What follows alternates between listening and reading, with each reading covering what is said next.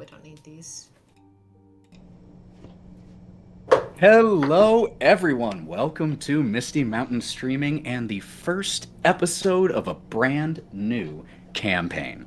I am so excited to be here, sharing this story with some of my best friends. I have played multiple campaigns with several of you. One of you is currently in 4 campaigns that I am running simultaneously, and I've played a lot with all of you, and I can't wait to get to share this with other people. My name is Ethan, sometimes called the Buff DM, mostly called Half of Thousand Faces Cosplay. Got a few announcements before we meet everyone else here and jump into this story. First and foremost, this is an 18 plus stream. Mostly because of language, and I am bad at censoring myself in the best of times, let alone when playing D&D. So it's an 18 plus stream for language, with one of our characters, copious drug use probably, and just, general uncomfortableness at times. So not for the kiddies. We're going to be playing through a version of Wild Beyond the Witchlight, which I know has already actually streamed once on Misty Mountain Streaming. Our version's going to be a little different, though. It's going to have more combat than the module originally calls for, and therefore be a little bit darker. And none of my players is surprised that there will be more combat. Not a one. We do utilize some house rules, but rather than simply listing them, I will explain them the first time they come up. So, I'll have more announcements at the end of the stream, but for right now, let's meet our carnival goers, shall we? So let's go around. I'm going to start with the order that it is on my Discord. So, Lauren, let's start us off. Oh, hi! I'm Lauren, the other half of Thousand Faces Cosplay, D&D addict, and I'm a stoner turtle named Bodhi. And I'm a fighter, but I'm also a lover. And we're off. Devin. Hey everyone, I am Devin. I am Grump, the lovely bard. Very excited to be here. And what's your race? Bugbear. There we go. Bugbear. Oh yeah. It's gonna be a good stream, guys. It's gonna be a good stream. Morgan. Hello, I'm Morgan. It's classified, it's classified, it's classified. No, I wish, no. I'm Morgan. I am playing our lovely cleric. It's all I play really anymore. But a Leonine cleric, the big boy. Mav. Hi everyone, my name's Otto Moonfire, but my friends call me Otto, and well, you can call me Otto too. I'm a Harrigan Ranger, I'm best boy, bun boy, and I'm a small, but I got a big heart. So I'm happy to meet all of you. And last but not least.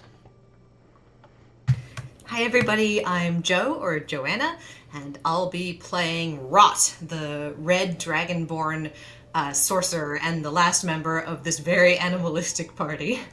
Well, not quite the last member. We do have one more member expected to join us in a little while. She is still out at sea at the moment, so we'll be back later, and so we'll find a way to write her in then.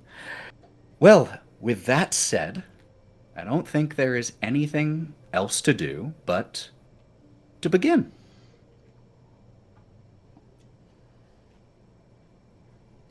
So, through a window, thrown open to let in the spring air, we see a harbor. Sound of a market and city life wafts inside, along with the smells of the local fish market and the sea air. Inside this window is a library. A library with many shelves and many more books, stacked and stored in chaotic order that makes sense only to the librarians who tend it. Somewhere inside this library, there is a book. A book with a leather cover and brass clasps. A book that tells of wonder and terror. A book that tells the story of a group of adventurers drawn together to try to help save a world that is not even their own. Whether they succeed or fail, and at what cost? The answer to that awaits in the final chapters of this book. But the best place to begin any story is at the beginning. So that's where we shall begin. The first stars of night twinkle above the apricot sunset. Giant dragonflies whir overhead, trailing streamers, and a low mist curls over the ground. Through a floral archway, all of you glimpse wondrous and vibrant creatures. Elf stilt walkers, dancing fairies, painted performers of all varieties. Everywhere around you there is laughter, pixie dust, bubbles, and the wistful tune of a calliope. Oh. But wait. That's not the beginning. That is a beginning, but is not the first beginning. The beginning we will start with is pages earlier in this leather-bound book. The prologue. The first part of the beginning. And this beginning begins in a small farming town. On a family farm, summer means a few things for a child. Helping with the harvest, golden nights and bonfires, and blessedly boring days where a kid can be a kid. This summer has felt like a long, uninterrupted dream for you, Bodhi. Bodhi, could you please describe yourself, keeping in mind that this beginning takes place a couple hundred years before the other beginnings? Baby Booty. Hi, I'm Bodhi. About 3.5 feet tall, gray-green skin, cute little turtle. Think Franklin. No shirt. It's got just rough, sewn brown shorts, and he's got a smile on his face. As he often does. Bodhi, purple, you have spent your summer in purple twilights, spent catching starbugs, running barefoot through dewy meadows, chasing butterflies and imaginary dragons, which coincidentally are the least dangerous of all types of dragon. Leaping from ropes into rivers, fishing lazily from slow-moving boats for whole afternoons. You're just a kid, living in that blissful innocence. But what has made this summer so wonderful wasn't the haystacks or the starbugs or the lazy days. It was a single, thrilling secret. A secret that, to this day, you've never forgotten. One drizzly morning, you were heading out to go fishing on the lazily flowing river near your family's farm, when from the nearby bushes and trees you heard a soft sound. A soft, crying coo. And as you pushed your way through the undergrowth, you saw, huddling, a cold, shivering, lost, brown and gray owlbear cub with eyes big as plates, with nothing but a wooden tag around her neck that read Juniper. She was alone. You looked for her owner with all the diligence that a young turtle can, which, let's be honest, not that much. When you couldn't find Juniper's owner, you adopted her. but you knew that you couldn't tell anyone about this secret. An owlbear is no fit pet for a young turtle of just 10 or so, but you did promise that you would care for her, and that you would never let her come to harm. Weeks wheeled by that summer, and the days started to turn shorter. The rain forced many of your games inside, and you had to spend sometimes days apart from Juniper because you couldn't bring her in with you. Just when the leaves are beginning to turn, the Witchlight Carnival arrives near your hometown, bringing with it a final breath of summer. Colorful wagons soar down from the sky, pulled by horses wearing butterfly wings. The carnival sets up in a meadow near your home, and the farming community around you is abuzz with nothing else. But as news of the carnival's arrival spreads, so too does a warning. Entry to the carnival without a ticket is strictly forbidden.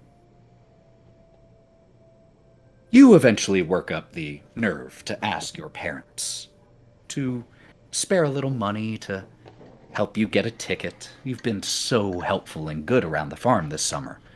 But right before you can, something terrible happens, Bodhi. Juniper runs away, scrambling excitedly through the fields in the direction of the carnival. You immediately chase after her, pushing through growth, focused on nothing but finding your friend. And before you know it, you emerge through bushes and find yourself inside the Witchlight Carnival without a ticket. But Juniper has to be somewhere nearby, and you know you have to rescue her before the carnival whisks her away on its way to its next magical destination.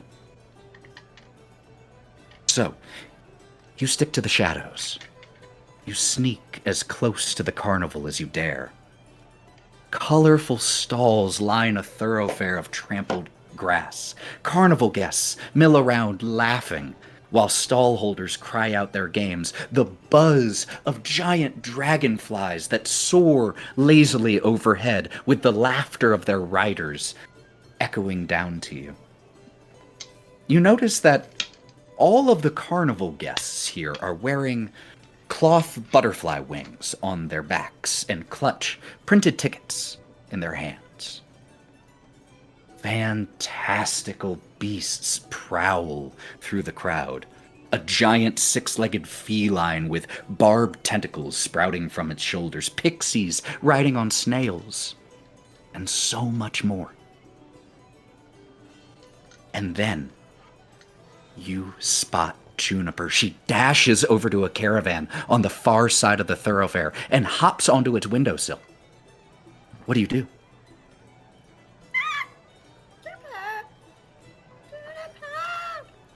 You shout out to Juniper and you start running after her, but before you can stop her, she jumps through the window into the arms of a clown wearing a black and white suit.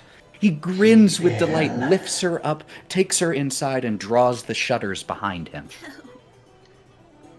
You see a painted sign hanging from the window of the caravan that reads, "Knock for Candlefoot Story Hour. Cost 3 carnival prizes." All around you, there are stalls with hawkers shouting to try to get more of the fairgoers to come and play their game. Win a prize, pulverize the beholder's eyes before you're mesmerized. Test your skills with ink and pen and make yourself a pocket friend. It came from the unknowable, its desires are unpredictable, but what's its name? Do you know? And you find yourself alone in this land of wonder like you have never seen.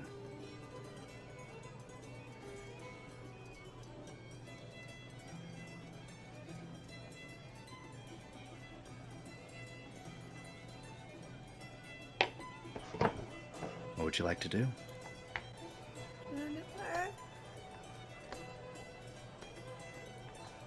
Mom?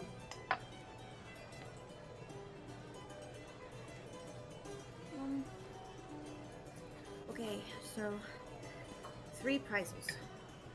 I can totally do 3 prizes. Okay, Bodhi. Let's get started. What booth do you head up to, Bodhi? You see the booths nearby you, not wanting to wander too far from where you know Juniper is. You start looking at the booths immediately next to you. One reads, Cuddle and a strange word you've never seen before, Cato Bulpas? Not really sure. Another reads, Name the Unnameable. A third says, Witterson's Rhymes. If you rhyme from time to time, then step right up and get in line. Prizes wait for every rhymer, whether youngster or old-timer. I like the way that feels in my ears. Let's go over there. You head over to Witterson's Rhymes. The gnome who is working here has a exorbitant beard/mustache combination that has curls upon curls upon curls. The number of bees that had to work for so many hours to make the wax that is currently inside this man's beard is astounding. And as you wait in line, you watch as a few participants play the game before you get there.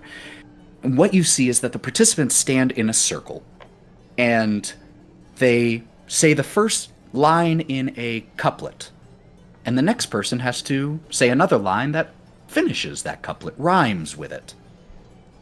And you wait patiently, and you see and smell so many things as you're standing there, with children walking by with powdered sugar-covered mushrooms and lollipops that look like they're made out of tree sap. And you finally get to the front, and the incredibly bearded gnome Greets you. Hello, little one. That'll be 1 punch on your ticket, please.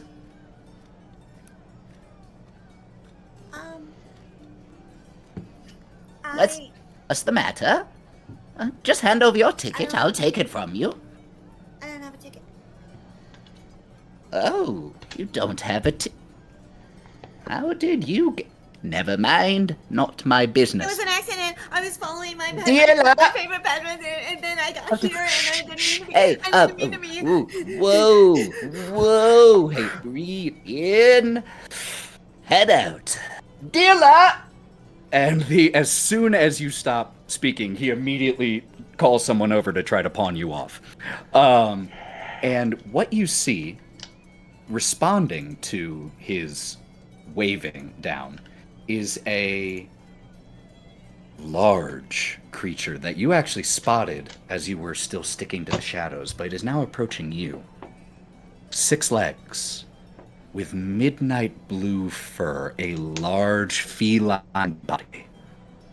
Sprouting from its shoulder blades are these long tentacles, and adorning the tentacles are large cloth butterfly wings.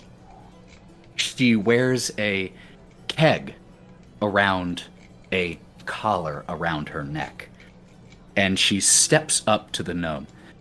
Yes, what is it? This little one here seems to not have a ticket. Looks down at you, and I mean down. This is a large creature. Oh, that's all right. I'm sure we can get you taken care of. Here, why don't you step over here with me and let the others play while you and I talk? Oh, it's okay. Don't worry, baby. And as she raises a paw in a placating gesture, you see a mirrored ball about this big roll on the ground behind her, and a smaller version of her, a cub, pounces onto it, rolling over with the ball, and starts in absolute cat fashion, or Will Ferrell, I'm not sure who did it best, Pineapple. playing with the mirrored ball. Star, don't wander too far. Come this way, baby. And she gets you off just, in between two booths, not like nestled back, but just so you're out of the way. What's your name? Bodhi. Bodhi, that's a beautiful name. Oh, your parents? Oh, your dad did. Is he here with you? I got here because Juniper, she's my best friend in the whole world, and she got away, and I had to find her, and so I ran, and she came here, and then she jumped into a cart thing, and I have to have 3 prizes. I have to have 3 prizes to get in. And Oh, it's okay. Juniper, you said? Oh, of course. That must be so scary. it's so scary, and you're very scary, but you're very nice, and I like your wings. When you say she's very scary, she goes from standing to like laying down in the Sphinx position and rolls over onto her side a little bit, as far as the butterfly wings allow. I'm not that scary. Now, Juniper, you said? What does Juniper look like, baby? Like a cross between a bear and an owl. Oh. Interesting. Like if a bear and an owl made a baby, that's Juniper. I think I know exactly what you mean. Now, why don't you point to me where you said she went? You said she went into a cart? Oh. Whittly spins. Wait, the Widdershins one? Whittly spins, yeah. Oh, we can go ask if there is anyone there. Are you sure I won't get in trouble? You know what? And she looks over at Star playing. I am allowed to make occasional exceptions here. And she leans down to the grass and she plucks in her teeth a dandelion with the white tufts and hands it to you. Wear that. We around here know it as the sign of a temporary ticket. It'll let you play some games and have some fun since you're here anyway. Can Juniper play games too? Well, of course she can. And she again leans down to the grass, and where there wasn't a second dandelion, one grows, blooms, turns yellow, and then turns to the white seedlings in a matter of seconds, and she plucks it and hands it to you for when you find Juniper if she wants to play too. Are you sure? That's a really nice thing for you to do, especially if you can't do it all the time. It's okay. You seem like you aren't going to cause any trouble, are you? I'm very good. I'm very good and very obedient, Mom says. And I help around the house with chores, and I keep my shell clean, and I don't track mud in the house, so I'm very good. Well then, Bodhi, I think this place is exactly for you. So, you can call me Dee if there's anything else that you need. I'll be around. I'll come check in on you soon, okay? Where you gonna go? I can just... Well, yes, I have to work. Yes. Oh, okay. Okay, I can... Okay. I'll Which do are that. you going to start with? Where would you start? Looks around. Personally, I am a fan of the Bash the Beholder, but So fun. I think that's maybe just, some pent-up aggression. Nothing you need to know. Go have fun, little one. Aggression. Okay. Yes. May have said too much. Star, come on, darling. And they Does it start feel good to hit stuff? And just as Prowling turns around and gives you a feline grin, and then continues to walk off, the large butterfly wings on the tentacles bobbing with each step like they're wings. And you find yourself once again here, but now armed with 2 dandelions. What would you like to do? Okay. Woody, you can do the beholder. You could hit it. Aggression. Whatever that means. Or I like the sing-songy one. Where everybody looks happy. Yeah, I'm gonna try to do that again. The rhyme. So you wait again at Witterson's Rhymes.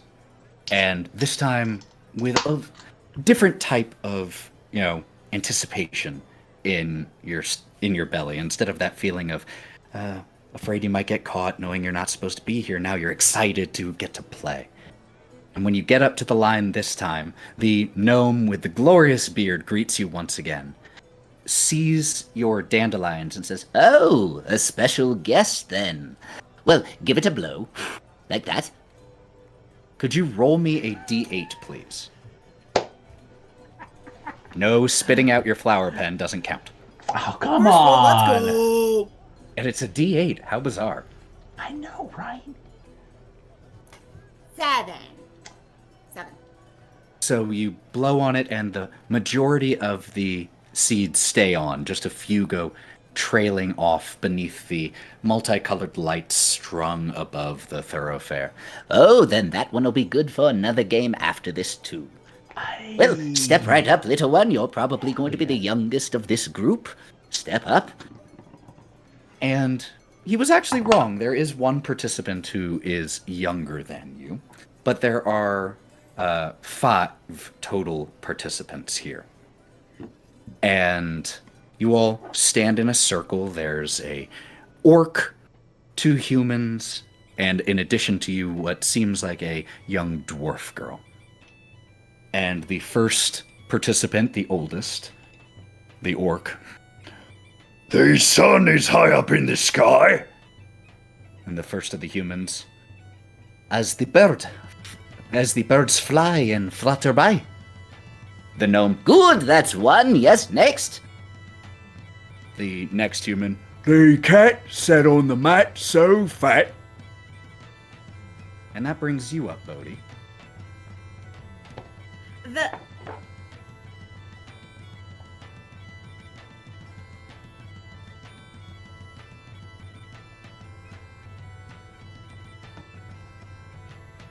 Oh, I'm sorry, little one. That is...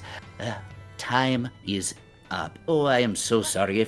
If you wouldn't mind stepping to the side here and letting the other participants continue. Come on, little one.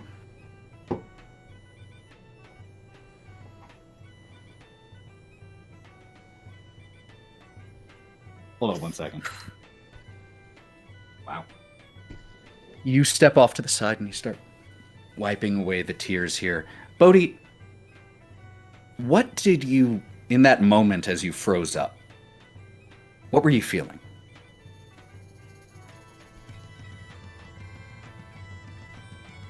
Bodhi, it doesn't talk to many people.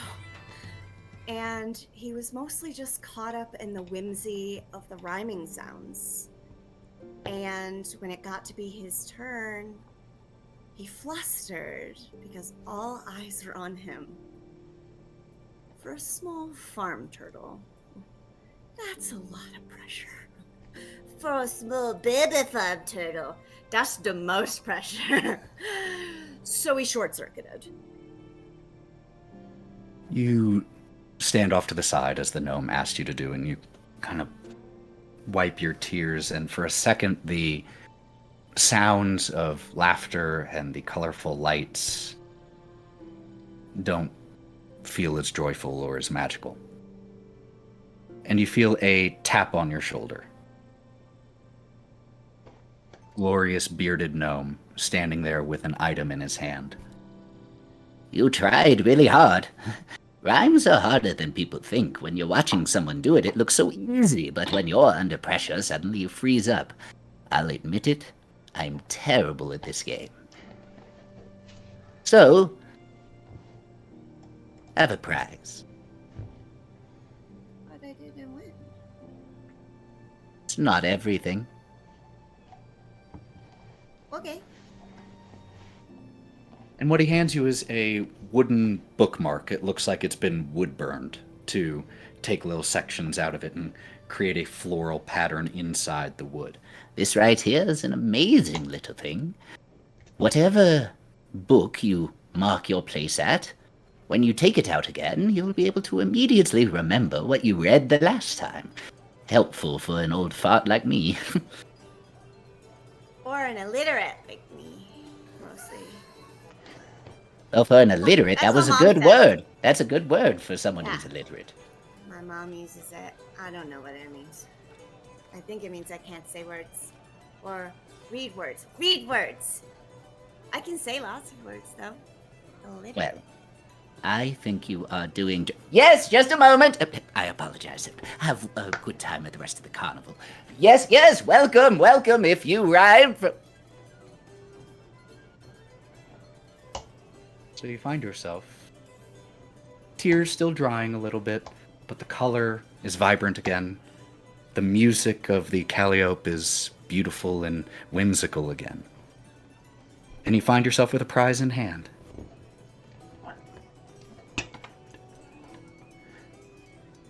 Where would you like to go next? You also have the games around you. Even though you may not be the best with reading things, you are able to see that the signs say Wheel of Magic, where the hawker outside, roll up, and spin the wheel of magic. Your journey to the strange and arcane starts right here. There's also, what time is it, Mr. Witch? Tick tock goes Mr. Witch's pocket watch. Only the fleet of foot can swipe this precious timepiece from our illustrious benefactor. There's also the... You've already done Widdershins. There's the Name the Unnameable that you saw. The Fold Up Friend. The Cuddle the... You aren't sure what that word is. And the Bash the Beholder. Cuddle, aggression. Cuddle, aggression. Cuddle, aggression. I think I will do these first, and then I will cuddle. So, I'm sorry, I was so caught up in just the internal debate between cuddle and aggression, which I think sums you up so well. So which one did you decide to go with? I'ma smash it! Okay, we're going aggression. The individual working this booth is a member of the Witchlight crew who seems to have been handpicked for this job. He is a well-muscled, stocky dwarf, looks a little younger than middle-aged. Win a prize! Pulverize the beholder's eyes before you're mesmerized. Wait. And you watch as there is the participant who steps up right now, a boy of maybe 12 or 13, is handed a cushioned wooden mallet, and he stands and is like a batter ready to go, just ringing the thing. And there is a dummy beholder with about 8 eyes that have, or eye holes, and emerging on stalks from the eyes are from the eye sockets are the beholder's eyes. As the manages to hit 1 out of the first 2 out of the first 5 that he tries to hit. And the dwarf, oh, that was a good try on that one. All right, next up, who thinks they can get enough of the eyes? And you raise your hand, and you are at the front of the line. Oh, special guest, huh? Well, you know the deal. So I just hit it? Well, first you need to blow on that so that's like your instead of punching your ticket. Yeah. Oh! Roll me a d8. 5. 5. About half of the seeds go flying off. Oh, but still enough for another one after that if you want. Well, here you go. Hands you the mallet. You, Bodhi, would you call yours... How tall are you right now at this young, impressionable age? Like maybe 3 feet. I will eventually be 6 feet and 450 pounds. But I'm but a small bean right now. Just flip forward it a few pages in the book. Oh, he gets bigger. Okay. He grows into it. This mallet is about a third your size, if not a little bit more. All right, you ready? Start it up! Smash those eyes! Smash it. So what I need from you, Bodhi, is the goal here is to get 3 successful checks in your first 5. So 3 out of 5. Okay? Could you please make me? But okay. With the realization. So what is your current bonus to strength as adult Bodhi? +4. Yeah, you don't have that. You have a +1 right now, and that is being generous. So, with a +1 to your roll, could you please make me a strength check? Okay, boy. The DC here, just so you all know, because it is a kid's game, is 11. You got this.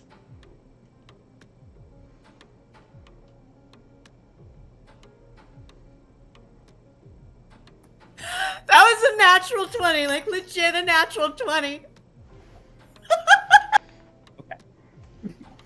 For I'm sweating a nat so 20, a nat 20 has to get something.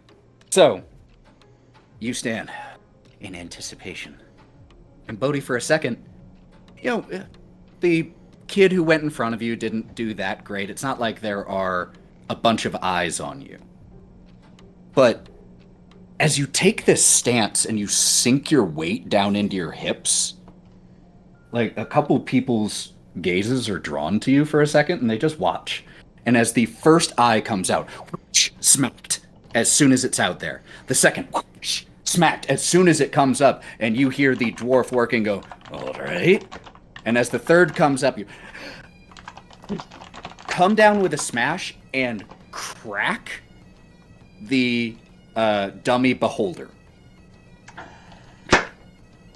Well, we're going to be well done. Closed for repairs for... It starts to, like, draw the curtain across. But there is, as the dwarf is doing this, how do you feel in that exact instant? Not just with the cracking of this, Okay. but succeeding at this on your first try. Okay, so he was feeling a little defeated. He was feeling a little kind of hesitant to do the aggression thing. Mm-hmm. Not his usual. But when he got that mallet in his hand, changed. He felt strong. He felt in control.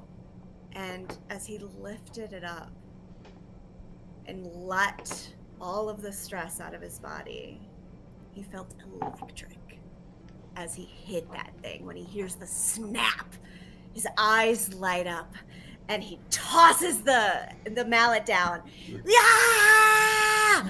And Bodhi, you know that feeling when your heart rate suddenly increases so much and the blood flows up into your head to the point that it kind of muffles your hearing for a second.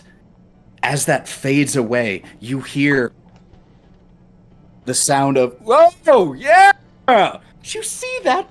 He cracked it. He cracked open the thing. And you see that there are about a dozen people, children and adults, applauding for you having done this. He's overwhelmed with joy. Not only does he feel, probably for the first time, seen, for the first time he feels pride in himself and something that he's done. Yeah. As you raise your hand or the mallet in this moment, Okay, respect, Devin, on the sound effect there. All right, well played, sir. You see the dwarf coming over to you. He's carrying a few things in his hand, and he is like guffawing relatively heavily. All right, I think we're gonna have to make a rule that you can't play this game anymore. Ah, that was damn impressive. That was impressive. Sorry. Damn impressive! No. Yeah! What? Yeah! If I Damned! I was going to give you something special, but if you keep saying that, I can't do that. Okay, sorry. All right. I think that for breaking the beholder there, that deserves a little something extra, but I've only got one thing to give. So here, take 2 prizes. And hands you these 2 sets of gloves. The best analogy I can, or the best analog I can give for this is is that a cat messing with the... Sure is. It's Okay. It's Drogo. Sorry about that. Cat? Sorry. The Where? hats are streaming with cats. But he hands you these 2 sets of gloves, and the best analog I can give you is a very famous rodent who wears gloves who runs a theme park. That style glove, Oh, yes. in that it's these big, oversized, like, if it were on my hands, the fingers would come out to here in comparison. Well, I suppose you can also give one to your friends or your mom and dad. Here, try one on.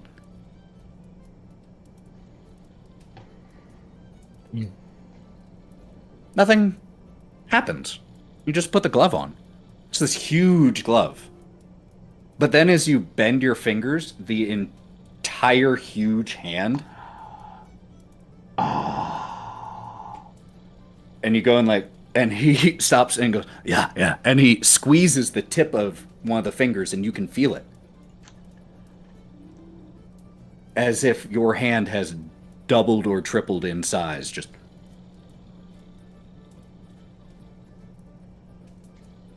Oh, I'm gonna snatch so much stuff. Well, yeah, I mean, you're already doing that. Well, I've got to, suddenly had a little bit more work made for me that I wasn't expecting. I've got to go do some repairs. Have a good rest of... I'm really sorry. It's I didn't alright, mean to don't break worry. it. Probably should have patched it a little while ago, it's no problem. But enjoy the rest of your time at the carnival. It was nice to get to watch that. And heads back. Close for repairs! Be open soon, don't worry, folks. Sorry.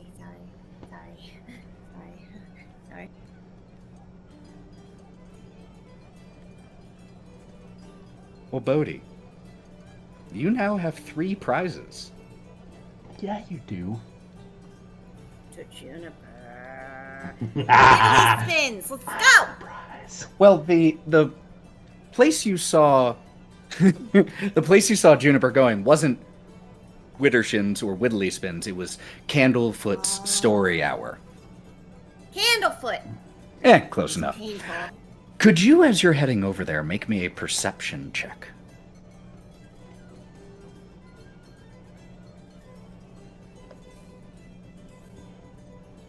16. That's with Very nice. I mean, your man. wisdom didn't change that much between childhood and adulthood. I know adult Bodhi. With a 16, you're walking over 3 prizes in hand. And you just happen to look over and you see something in the shadows between 2 stalls. A little girl wearing tattered clothing, holding a large lollipop to her side, and wearing a mask that covers the top half of her face that looks like a pig.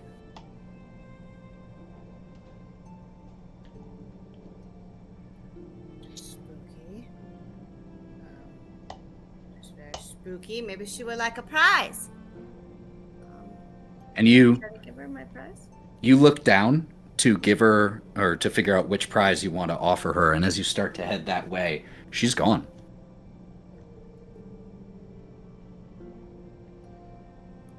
Damned. No. Where did she go? She's just gonna look around a little confused. Make me another perception check. 20. Woo! Very These guys are slapping. so. Yeah. Oh yeah. Those are nice dice. Look at that. With a 20, you hear the soft crunch of grass behind you. And you turn to see a half pig mask right in front of you. And the world shifts. People who were a couple booths away are now right next to you. A dragonfly that was starting to approach overhead is off behind you. It's like you just lost a minute or more of time, and the little girl is gone.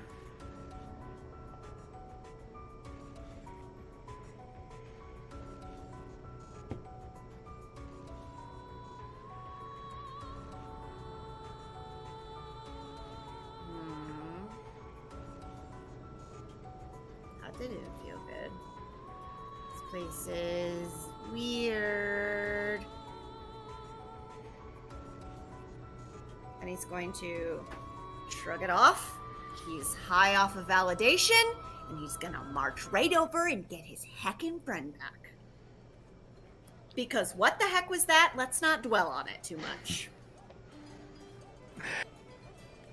You turn around and head the direction you were heading to go to Candlefoot Story Hour. Did she follow me? No. And also, you don't... You turn and start heading the direction you were, and you don't see Candlefoot Story Hour cart. And you turn around, and it's that direction. But definitely not the way you thought it was.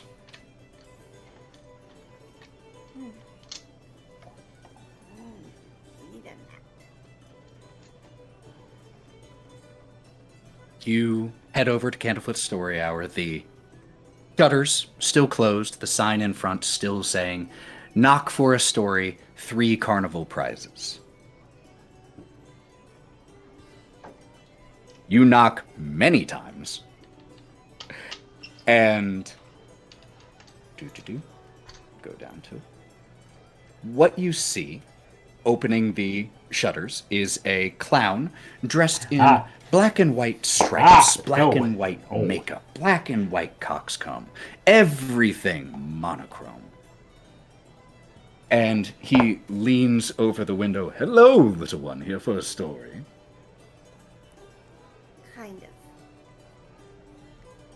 Kind of. I'm not really a kind of sort of clown.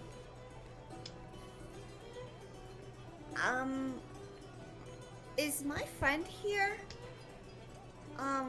She's a cross between a bear and an owl.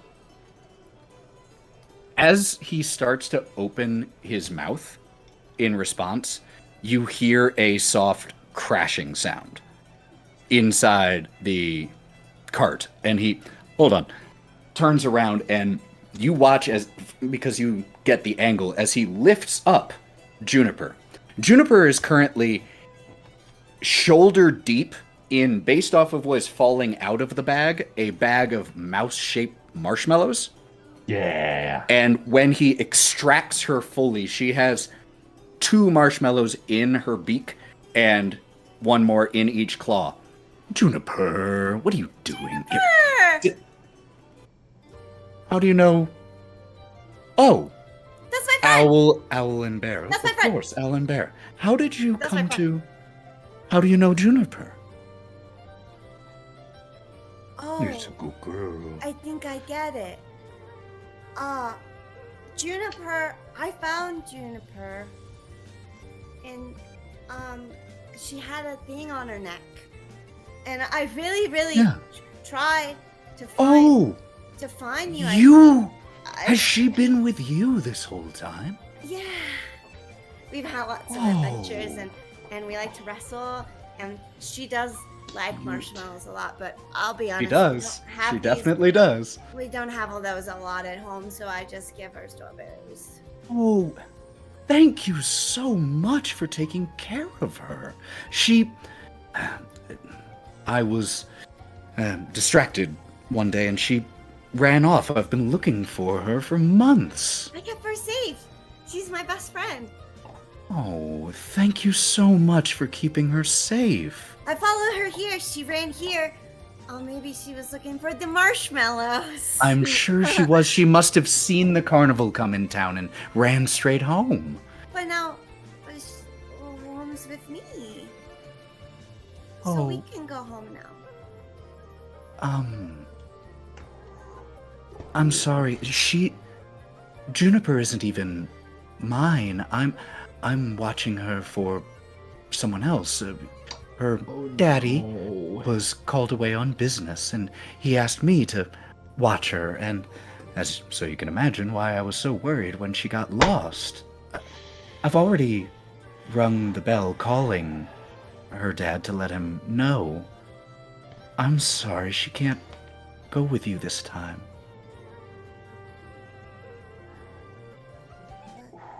Then who will I spend my life with?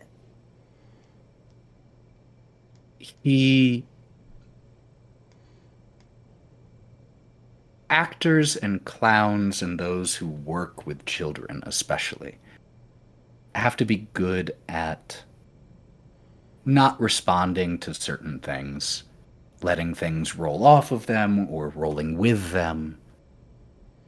But if you were a little bit older and a little bit more attuned to adult facial expressions and what they mean, you would see the pain in his eyes when you say that, and the sadness for you. I don't know. Look, the months that you two had together, They were perfect. and I'm sure that she was so happy with you. And if I could let her go back and have more time with you, I would. All I can tell you is that... And he looks a little distant for a second. Those who touch our hearts can't really be taken away. And you might not be with her right now, and she might not be with you right now, but anywhere she goes, she will remember you, won't you, Juniper? And gives a clawed wave at you, Bodhi. And Candlefoot looks over. I have an idea. Her dad won't be back until tonight's run is over. Do you two maybe want to go play some games? As long as you promise that you'll bring her back before you leave. It's very important for them to, for her to go back with her dad. Is he a bear or an owl? Neither. That's confusing. But He's I'll an bring- elf. Just like me. Oh. I don't know how that works, but I'm into it. Why not? Okay. And he grabs the bag of marshmallows from Juniper, who gives her mouth still full, and hands the bag to you. Don't let her get sick with them. A lot of promises. Okay. Okay. I'll be good. I don't want her to get sick before she sees her dad. 'Cause then she An might owl throw bear up on getting me. sick is not pretty. It's not pretty. I've been there. They throw up like this. You don't want to know. I am a storyteller, and I could give you vibrant detail of what a owlbear's vomit is like, and we don't need to get into that right now. No thanks.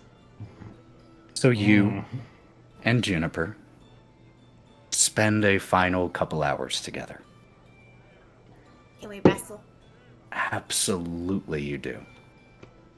And as you do, a turtle and an owl bear wrestling, even in the Witchlight Carnival, is an unusual sight. So there are still some people who stop and laugh and look, and you hear some people mention, "Hey, that's the one who broke the machine. Did you see what he did?" But eventually, you start to get tired. And even as you try to fight it, eventually that tiredness feels overwhelming. And you know it's time for Juniper to go back home. So as Bodhi looks at Juniper, and she's got the marshmallows, and he's got the marshmallows. He pulls the marshmallow out, and he looks at it, and he splits it in half, and he gives one half to her, and he eats one himself. And he says, "Junie, thank you for being my first and only best friend. I love you, and I hope that you get to grow up big and strong, and I'll come back and I'll see you, okay?" And he takes his hands and he puts them as close to her face as she will allow, and she noggins. And Juniper "I love you, Junie." noggins back the little thing you two started doing shortly into her time with you. And you're not sure how much of what you say Juniper can really understand. But you can tell that she understands enough. And she noggins you and does a little bit of a waddle over to you and rubs up against you and has one of her wing-like arms come around you, and the two of you hug.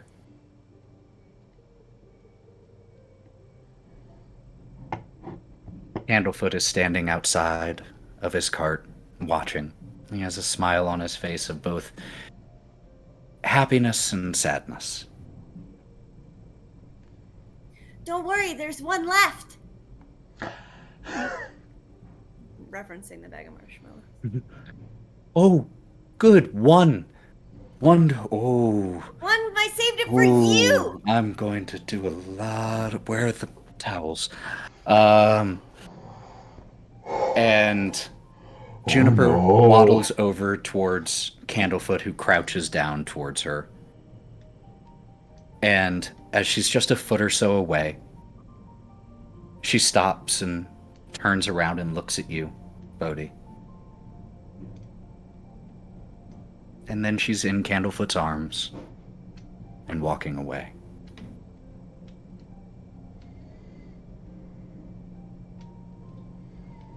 Here now, what's this? Says a voice from behind you with that sounds like golden syrup. And you turn and you see two figures standing by you. One, a tall, thin elf in glittery gold attire. Gold jacket, in glittery attire. The gold is the other guy. And he is currently leaning on a small cane. The other elf is portly, especially in comparison to the wiry companion. He wears a three-piece suit. The jacket and the pants gold, the vest red with gold stripes. Red lapel flower, golden chain in his waistcoat, presumably going to some pocket watch. The stout fellow Naughty trespasser. Silly little cricket, you forgot to buy a ticket. I had a dandelion. I had 2 dandelions, actually. He gave them to me. She had wings. I'm not in trouble. I'm a good turtle. The carnival goes round and round. The multiverse is our playground. Nothing's free and nothing's lost, but every visit has its cost. And I think your visit for tonight has ended, little one. Come on. Let's go. Says the bigger, portly elf as they start to push you along towards the exit. I shouldn't be here anyway. The reason I came is away now. Bye, Carnival. The lights and the sounds and the smells fade behind you as you walk through the tall grass and hay back to your family's farm. And before we leave here, between this chapter of Bodhi's life and the next one where we'll pick up, a lot has happened, and we don't have time to read all of those chapters. So if we were simply skimming, what would we see? What would the 3 or 4 highlights of those chapters be?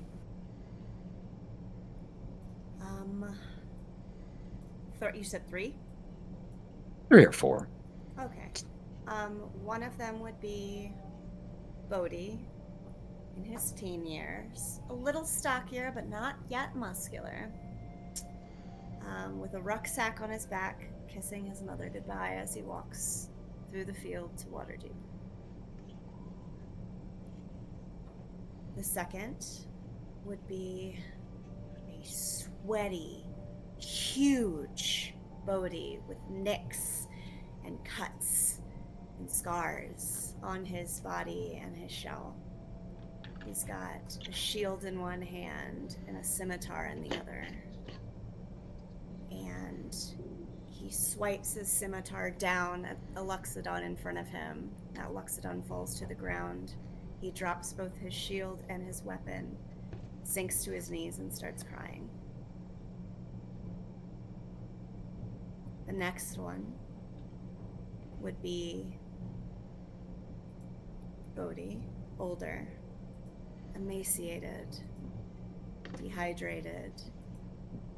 He's got sadness in his eyes, and he's carrying his limbs as if they're the heaviest things he's ever carried, as he's headed toward the Feywild to find Juniper. And then the last one is a healthy, skin glowing turtle with 2 arms out, his eyes closed, his shell overgrown with fungi and succulents, small, delicate, bioluminescent algae and fungi.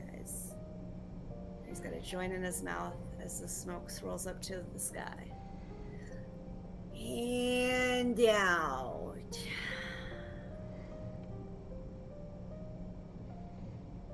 And the pages of the book riffle forward. Thank you, Bodhi. Damn! The next beginning that we begin with is that for Rot and Melon. The posting that brought you to where you two currently stand, outside a rustic farmhouse, overseeing a large pumpkin farm, the posting was easy to overlook, amongst dozens of others on the job board of Baldur's Gate. Before we move any further, just a quick narrative question for the two of you.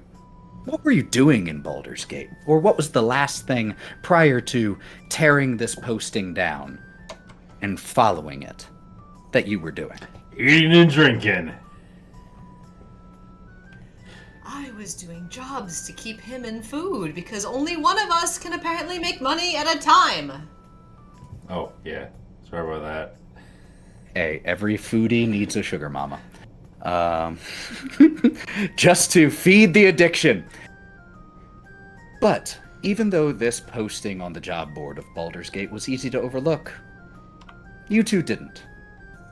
If the plain paper and slightly shaky hand in which it was written wasn't enough to turn off the majority of other prospective adventurers, the mention of the Feywild certainly would have been. Oh.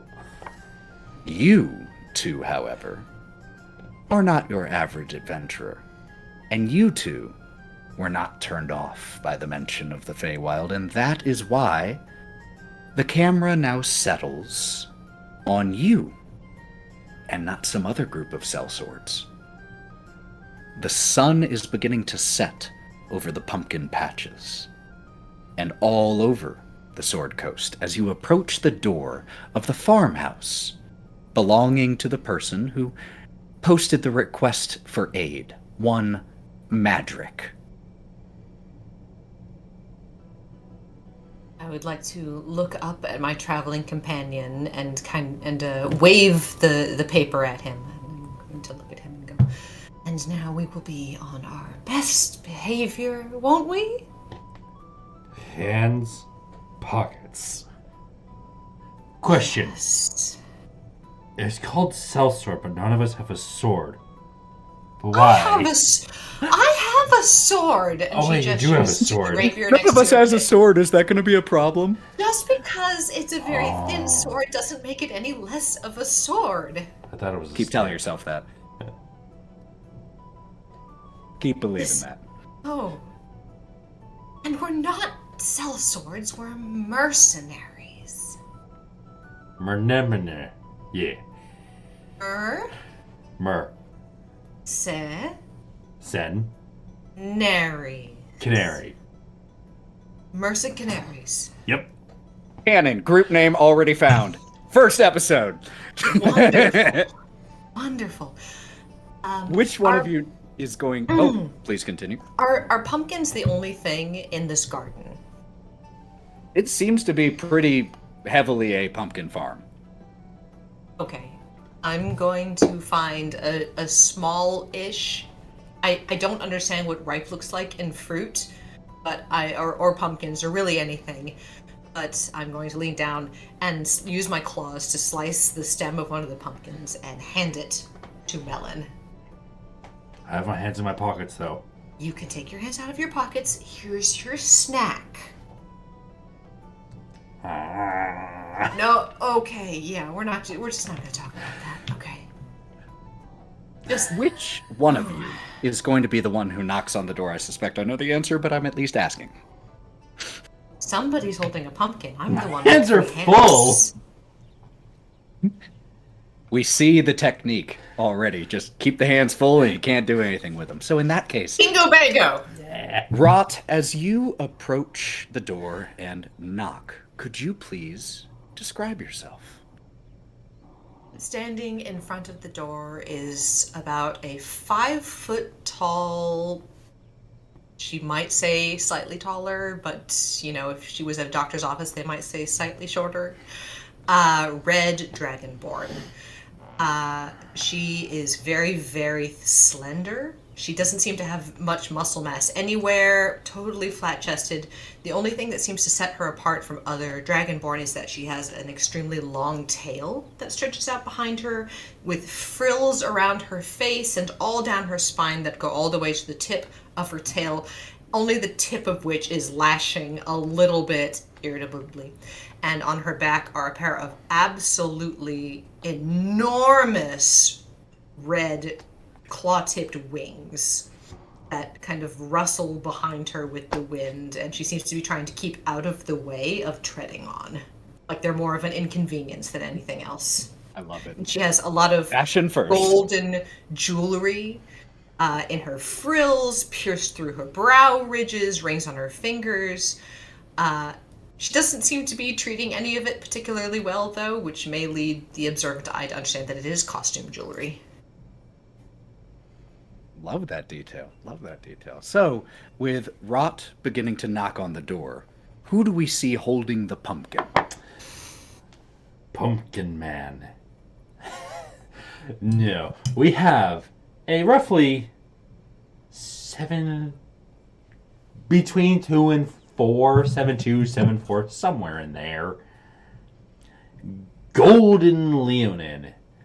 But what really just puts him out from the crowd is he has a vibrantly red mane.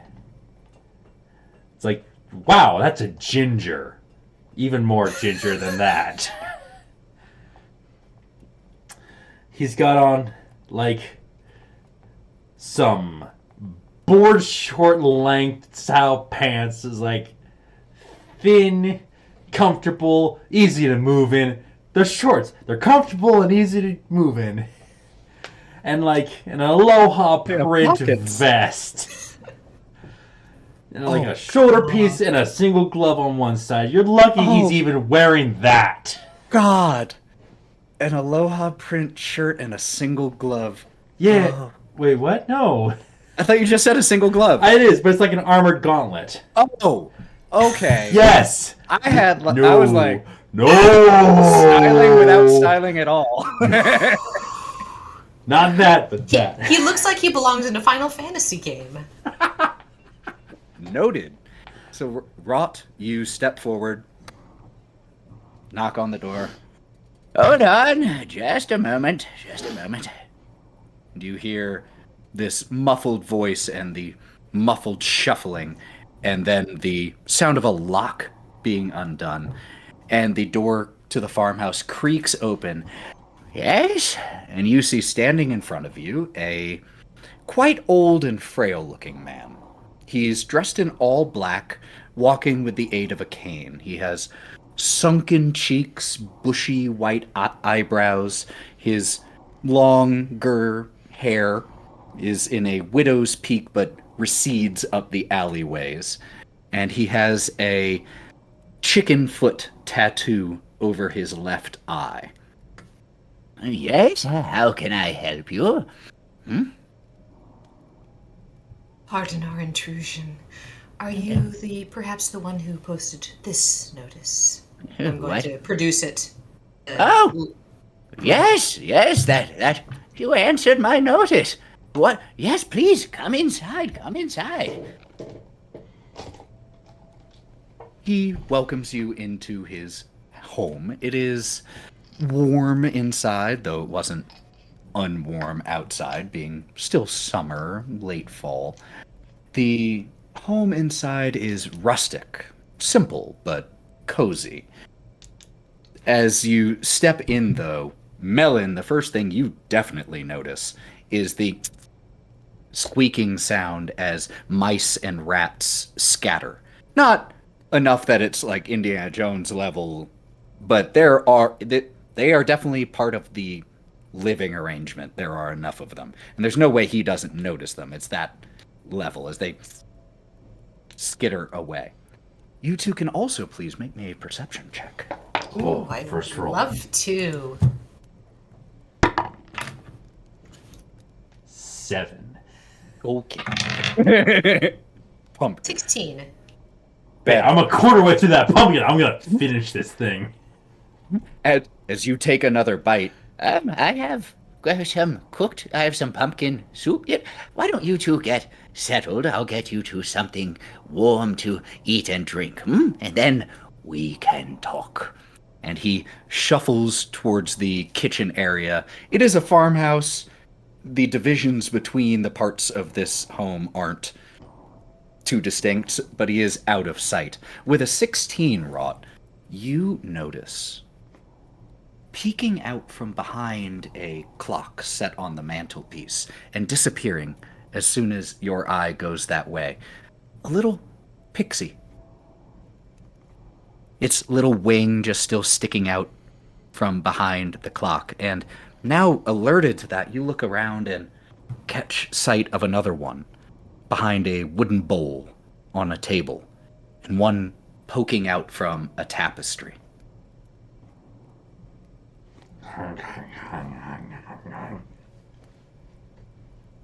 Is there somewhere to sit?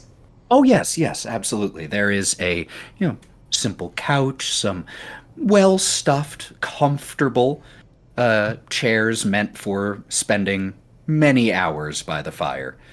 And on one of them you can see the clear indentation of someone having spent many hours in it by the fire. Couch. That's my couch. Rod is going to find a place that doesn't look like the top 2 sitting spots for this gentleman and take a seat and then kind of like jerk her head at the floor next to the chair from Ellen. I was gonna take the floor anyways. Okay. Wait, he said food. Where's the nearest place I can sit down the pumpkin? I mean, there's a table, Pumpkin on the table. lower table in front of the couch and the seats. Just plunk. Did you eat the seeds out of that? A third of the pumpkin is fully gone. What about the stem? All of it. That's fiber, baby. Oh, I'm gonna get the towels. As you two take your seats, the fire crackles and pops, and you hear the jingling, clanking sound of shaking cutlery as on a tray, the man with the cane hooked over his arm so that he can carry the tray comes shuffling inside. And the jingling, and he gets over to you and sets it down, a little bit of the tea that he prepared sloshing out of one of the cups. And as it does, On second thought, probably should have filled that up after I sat down. and settles down into the mark where he clearly sits. Just fits like a glove. Everyone on stream, say hi to Athena the cat. Athena! Hi, Athena. Yes. Hi, Athena. Is this going to become a greet every cat on stream? I've got a They're cat at gonna my be a feet part if of the you need me stream, to. guys. So Might just be a thing, you guys. I've there's got a no cat way to on- keep them out. I've got one There's right no there way if to you keep need them him. Dog at my feet, 2 cats up here on the table. Cool. I don't Give us know the what cat, to do. Morgan. Come here. Come here. Stand up, Haku. Hold on. We have to take a cat break. It's gotta happen. Ah. Oh, Coo! Coo. oh, such a pretty baby. But coming back here, the tea and the pumpkin soup are still steaming as Madrick settles down into his easy chair. Oh, well, please help yourself. The soup is fresh, and I just recently got this delivery of tea leaves. Quite nice. What are your names, if you don't mind an old man asking? I, Rot, and Rot. Melon is my traveling companion. Rot. That's a... Wait, did you say For a second, I thought you said halfling companion, and I was like, Traveling. no. I'm a very small thing. That is an interesting name. Do you mind if I ask how that's spelled? Is that R-O-T? It's W-R-A-U-G-H-T. Well, that makes much more sense. I'm sure you get that all the time, though. Most people aren't brave enough to ask. Well, when you get to be my age, one of the things that goes first is that fear, especially of looking like an old fool. If I were afraid of that, I'd never leave the house. Then again, I almost never do. Anyway, Such a comfortable house. well, thank you very much. I have tried as best I could, and funny enough, I'm glad you say that you like it. That brings me, it's a good segue to why I asked you to come here in that posting. As I'm sure you saw, there is... let me start from the beginning. If you haven't noticed, am an old man. I don't understand human lifespans. Just take my word for it. I'm not going to be around too much longer, but in my day, I gathered treasure, made contacts, gathered favors, an adventurer, like you two. Not anymore, but in my youth, I was. And my life wasn't really able to ever go through everything that I had accumulated. I lived a little too frugally.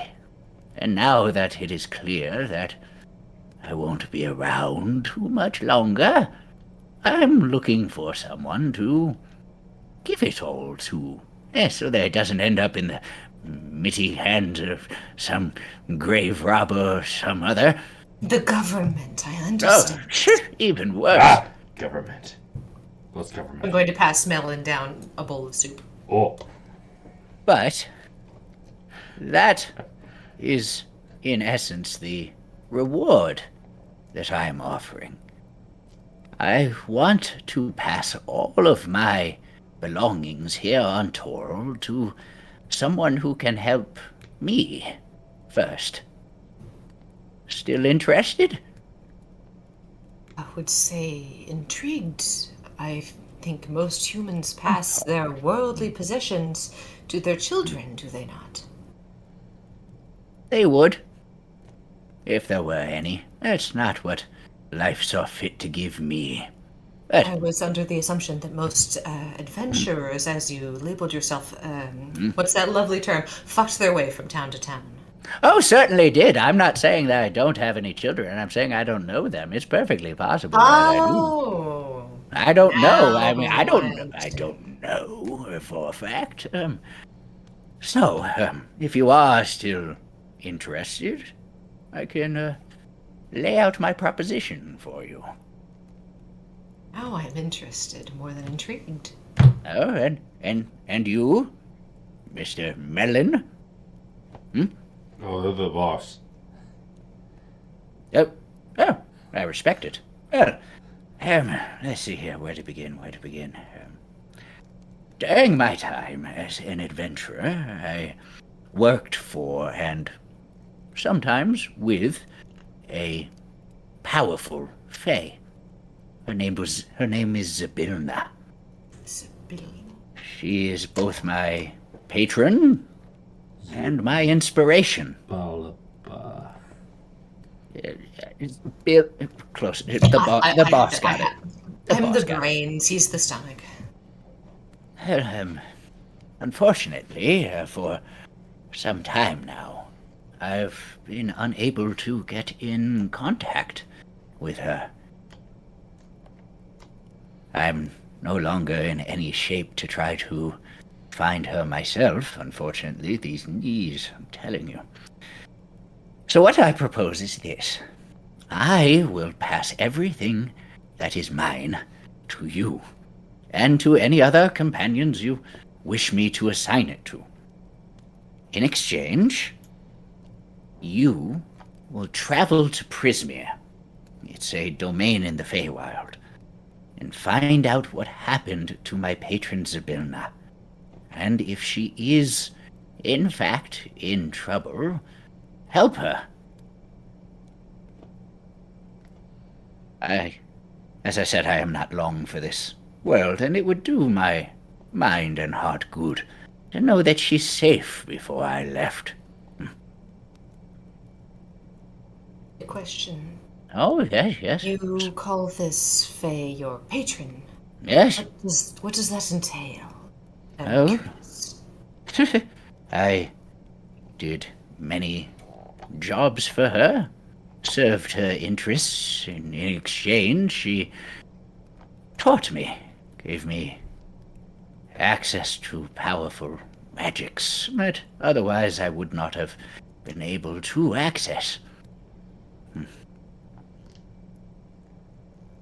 Such things that exist. Oh, I've only yes. interacted with wizards before. Oh, there is much beyond what you have experienced. The universe is always stranger. Sounds like I need to broaden my imagination. Well, if you accept, and if you travel to Prismere, that will help. I promise. Now, traveling to the Feywild is not an easy task. You must first find something called a Fey crossing, and they are rare and difficult to spot. Even rarer is to find one ideally linked to Prismia itself.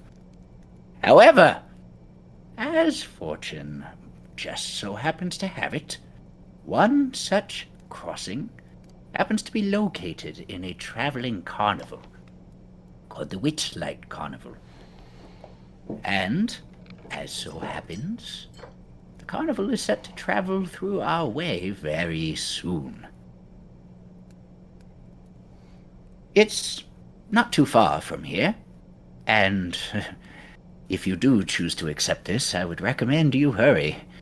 Once it lands, it's only here for a little while, and after that it will be gone and not around for another 8 years, and I don't think I'll be around then. We should all stretch our abilities somewhat, Yeah. including living. I am interested in your proposition. And Oh, when you good. say, I Good. am curious though, when Yes? you say everything, what does that entail? I do have mouths to feed, you must understand. Oh, Mostly this. my gold, my remaining items of magical capability, not to mention the fact that I do have a number of favors that, while they are only pieces of paper, are worth far more than some of the other gold and gilded items. Hey, Rod, you should really try this. It's actually pretty good. Oh, thank going- you. I'm so glad that you like it. I have I'm going to family hand my recipe. soup down to... I'm going to hand him my soup. I said you should try it, though. I think you need it more than I do. You're a growing boy. Well, you should try it. He's still growing. Yeah. Yes, I'm afraid of when he might stop. He might be as big as the house. Well, I'm curious, has anyone else answered your application? it's not quite the way it works. Zabilna and I have a connection that she granted me. I Oh. mean your posting. Oh. Your posting. See, I apologize greatly. No, unfortunately, no one else as of yet has answered. If we decide to accept, which I am sorely tempted by, as Oh, we good, have reason yeah. to travel to the Fey realm ourselves, our reasons seem to align.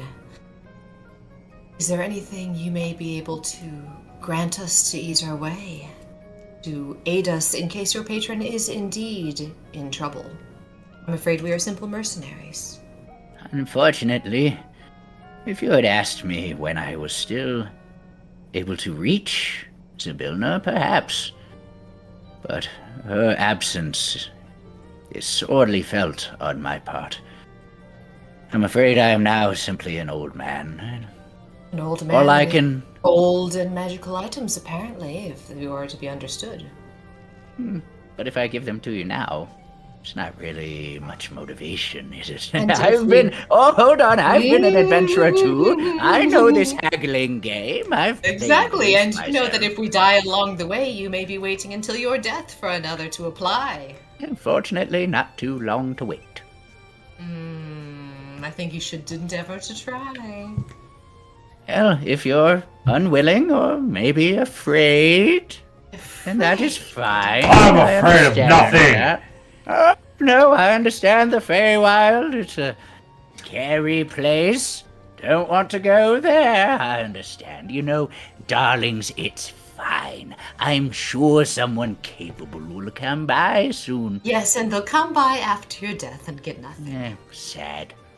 Very sad, especially for your patron who may be in grave danger. Yeah. And he just I can see stares you're at very you. attached to this woman. He just stares at you with that kind of gummy, the lips sucked in a little bit smile. But there won't be any advance anything. Nah. Just the promise of everything, which if we die, we get nothing. Well, yeah, that's mean, typically that's- how dying works. That is death. He is right. Well, then no one asked you. Oh, okay. But What I can give you is information that can help. So if you have any questions before you accept or depart, I would be happy to answer. Right? The entrance to the Fey realm is in a carnival. Yes, it is. Is it open to all who wish to pass? Do we need a ticket?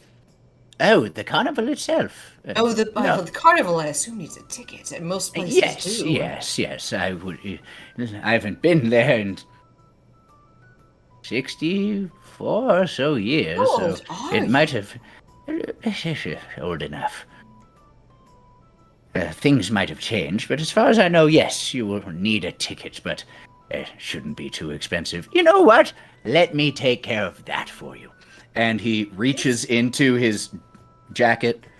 Where do I have that? And he pulls out 3 gold pieces. You.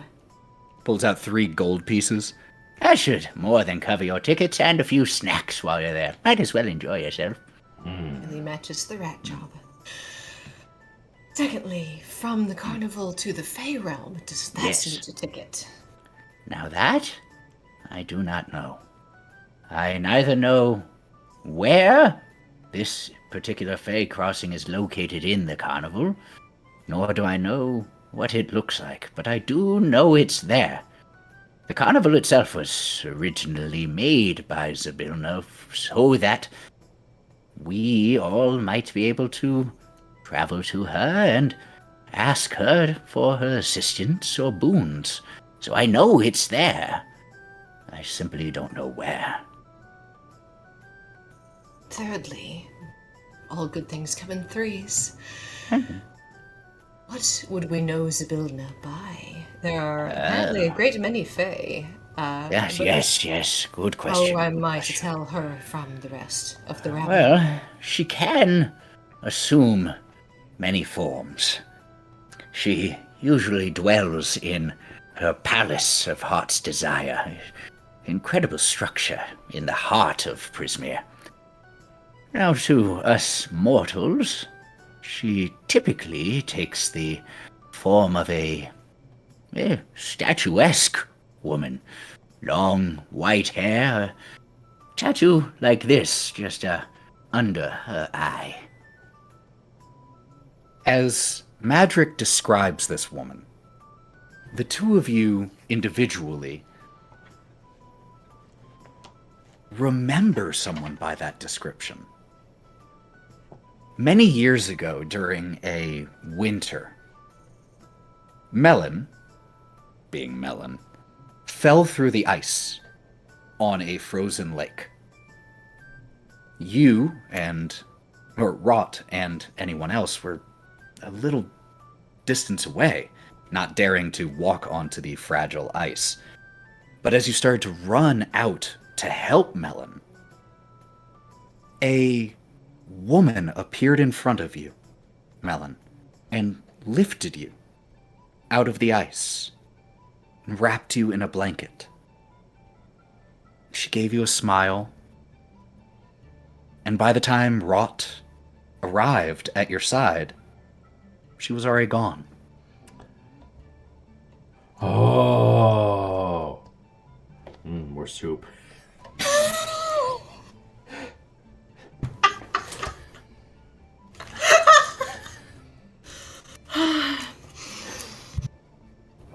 That's You're fair. so very helpful. You can't make knowing noises like that and then say nothing.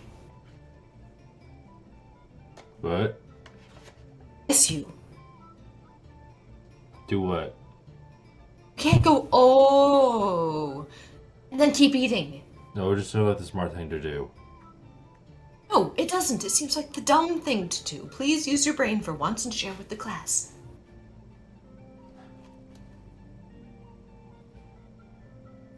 And Madrick is just looking at you both with a cocked, bushy, white eyebrow. Blanket lady. Thank you. I have no idea. I'm so sorry. It happens. I've had my share of traveling companions too. Not all of them. Yeah. What? One final thing that I will let you know is that Zybilna is brilliant, wise, and secretive. Whatever has prevented her from returning to this plane or answering my calls, it will be no trifling matter. Be safe. Be smart. Be smart. And he points at you, Melon. And if you don't feel like you can, listen to the person who is. I do have one final question. Yes. You say that she's brilliant, wise, and secretive. Yes, she is. Is she single? I never thought to ask if she had any, permanent entwinements. Didn't think it was the appropriate thing to ask an archfey. But if you find her, well, good hunting on that. You enjoy a good hunt. Yes, don't we all? Hunt. Not that kind. Rated 18 plus.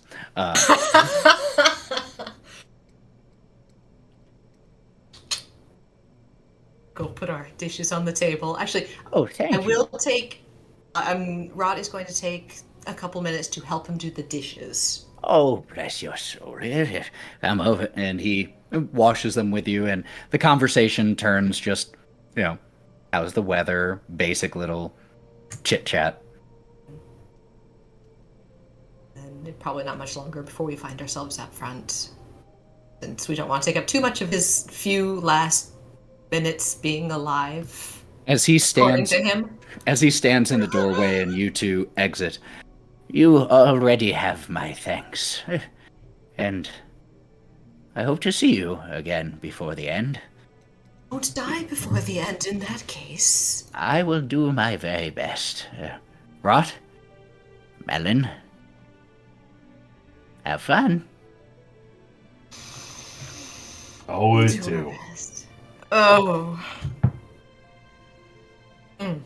Before departing, Madrick did let you know whereabouts the carnival had settled down. That being about 3 days' travel from his place.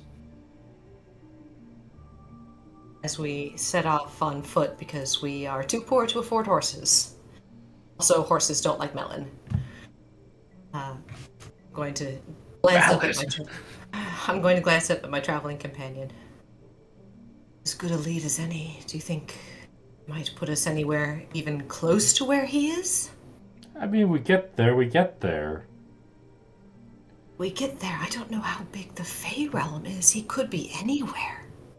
Could also be like the size of this field.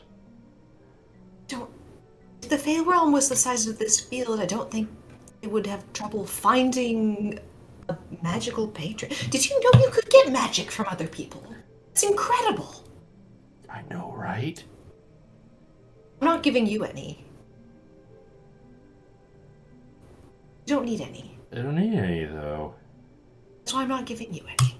I'm not being your patron. Wait. You need it. I just have this image now of the two of you walking down the street. I'm not giving you any. Well, I don't need any. Good, because I'm not giving you any. Good, because I don't need any. Good, because I'm not giving you any. Exactly, like, and that's what we fade kind of into the sunset with as we walk down this gravel road with Melon still clutching half of a pumpkin. Because you need the magic. I do need the magic, which is why I'm not becoming your patron and I'm not giving you any. So with the final lines of this chapter of the prologue, being, well, I don't want any. Good, because I'm not giving you any. Good, because I don't want any. Good, because I'm not giving you any. Ellipses, ellipses.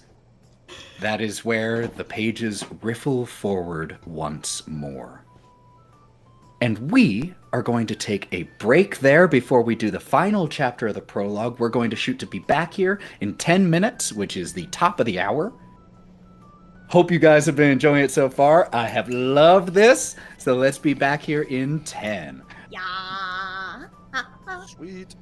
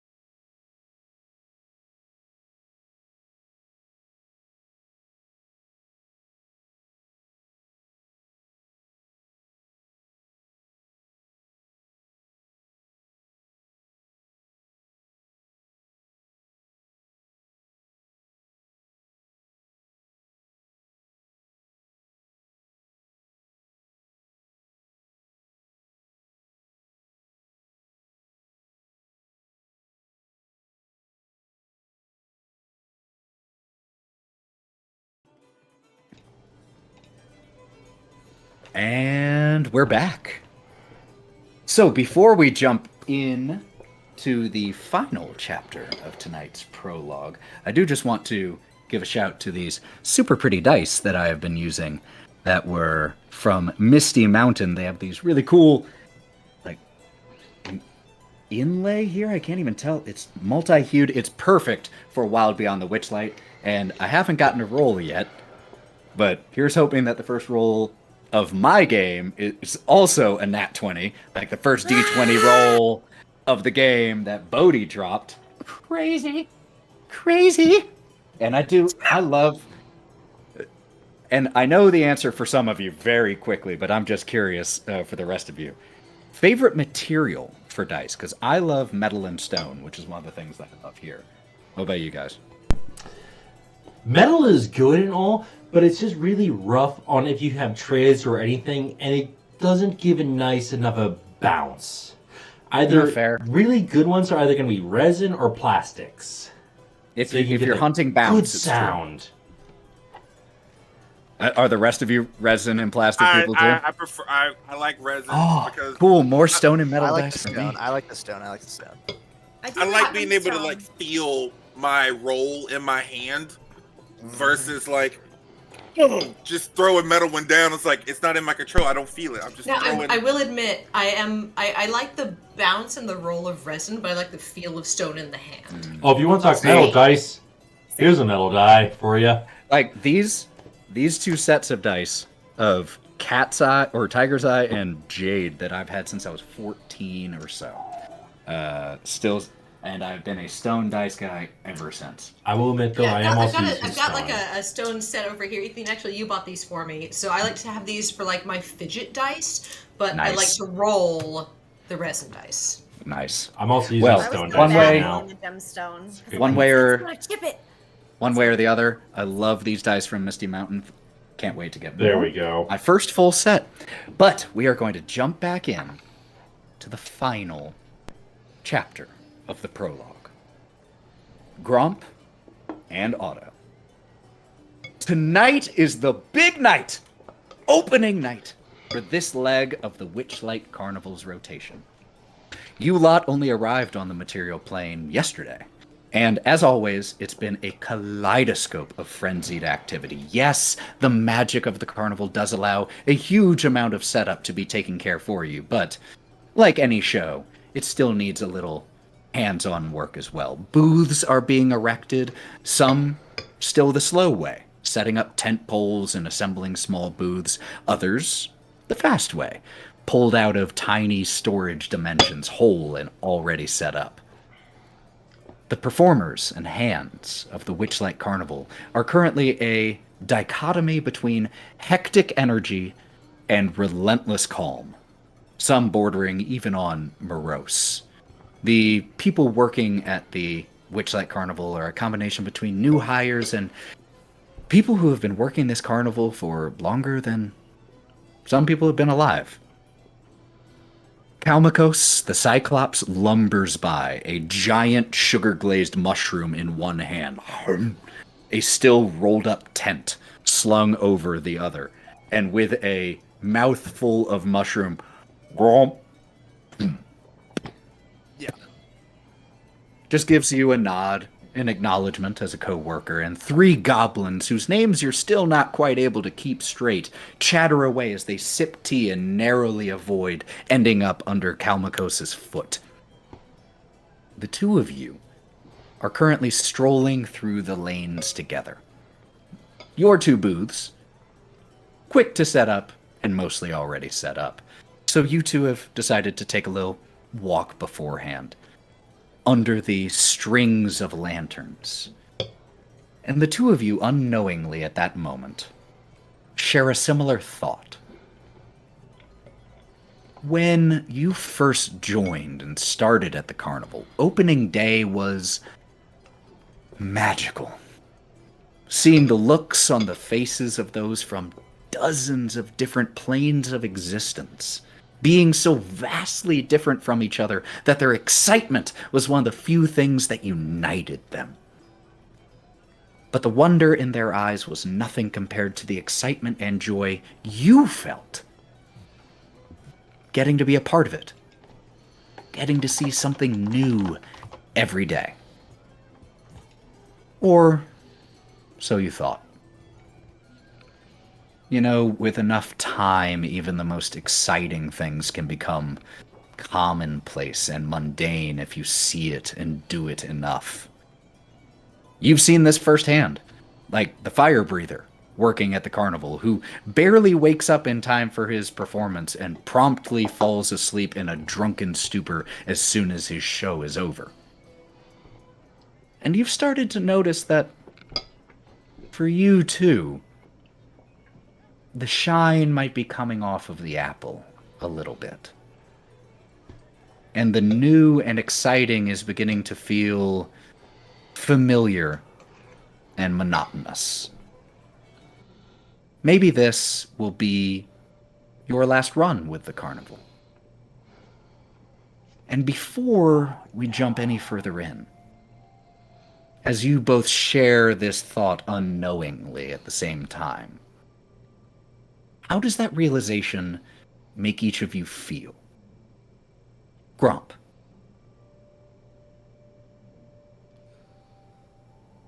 Well, we've been here for a long time, haven't we, Otto? Yeah. I feel like our time may be coming to an end, or at least mine. I'm kind of tired of it. Every single day, the same stuff. They expect a lot out of us, get very little in return. What do you think? Well, Grump, buddy, kind of feel the same way too. Like, we do a lot here. We do a lot here. We all do right? a lot. Yeah, and maybe the boss men should pay us a little bit more time or a little bit More money. more. Yeah. Do we get paid? Oh, you haven't. Wait, you get paid? It's almost nothing. You really don't even worry about it. Oh, yeah, it's okay. But look, the thing is that I get paid. Okay, the thing is that maybe we should take the show on the road or whatever. Maybe there's more out there for us. Life's an adventure, always. It's just maybe we can make some new friends. Do you think we'll stick together through this? Of course, you're my best buddy. I'd hope we stay together. As he says that, I have a little necklace, and I take it off, and I drape it over your head. We'll be together. You and me. What is this necklace? What is on it that or what does it look like that you pass over to Otto? It's a silver necklace, and it just has a little music note as the little part of the chain. And as you pass this over to Otto and place it around Otto's neck, as fitting a time as any, who do we see, Gromp, passing this necklace over? Gromp, the bugbear bard, stands about 7 feet, just over, for reference, a little bit smaller than Melon. Yeah. He is dressed in his carnival garb. He has a pretty silly hat on. Doesn't look like it fits. None of the other people there are wearing it, but he seems proud. And he towers over Melon as he places it around his neck. I mean, he towers over Otto. Yeah. As he places it around his neck. The height contest has begun. Yeah. How are you dressed? The uniform that I have is stripes on my button-down shirt and just black pants. Very standard. Lots of the other people there are wearing the same. And Otto, who does this 7-foot-plus bugbear place the necklace on? Hi everyone, I'm Otto. when Gromp looks down, he sees a 4'2", 4'5" with his ears, brown skin or brown furred Harrigan, and he is wearing what you traditionally see whenever you go to theme parks. Someone who's flared out, has a cute little vest on, all the buttons and the whistles. He's got his little capri pants on, so the pants stop at his knees, so you can, I could jump and do all this other cool things. And my glasses that are always slightly crooked, and a little bit broken, but I can still see out of them. And because I wasn't sure, I didn't realize we weren't getting paid, or I would have bought some new ones. But he looks up at Gromp, and with the biggest tearful smile on his face, and the fact that in reality he's never really had anything of his own. He's always been given things, but out of the things that he's been given, this is one of the ones that has meant the most to him. So, yeah. I reach down and turn your glasses a little bit so they're sitting correctly on your nose. Just rub your head. Also, I have a little bit of a mohawk here and a little bit of a scruff goatee because I'm an adult. Remember that. I'm above 20 years old. All right, I'm like 24. I feel like that's going to come up often. Just reminder. So the two of you once again begin strolling the lanes, sharing these same thoughts that you'd both been having but hadn't vocalized up until now. And yet, when you look around at the hustle and bustle, and you glance over and you see the first few patrons starting to gather outside of the ticket booth waiting for twilight when the carnival will open, you still can't help but look at the carnival lovingly. Kind of like a childhood bedroom that's starting to get a little cramped. Sure, it might be losing some of its novelty for you, but anything that brings so much joy to so many different peoples is surely something special. So here, you find yourselves again, maybe for the last time, on opening night.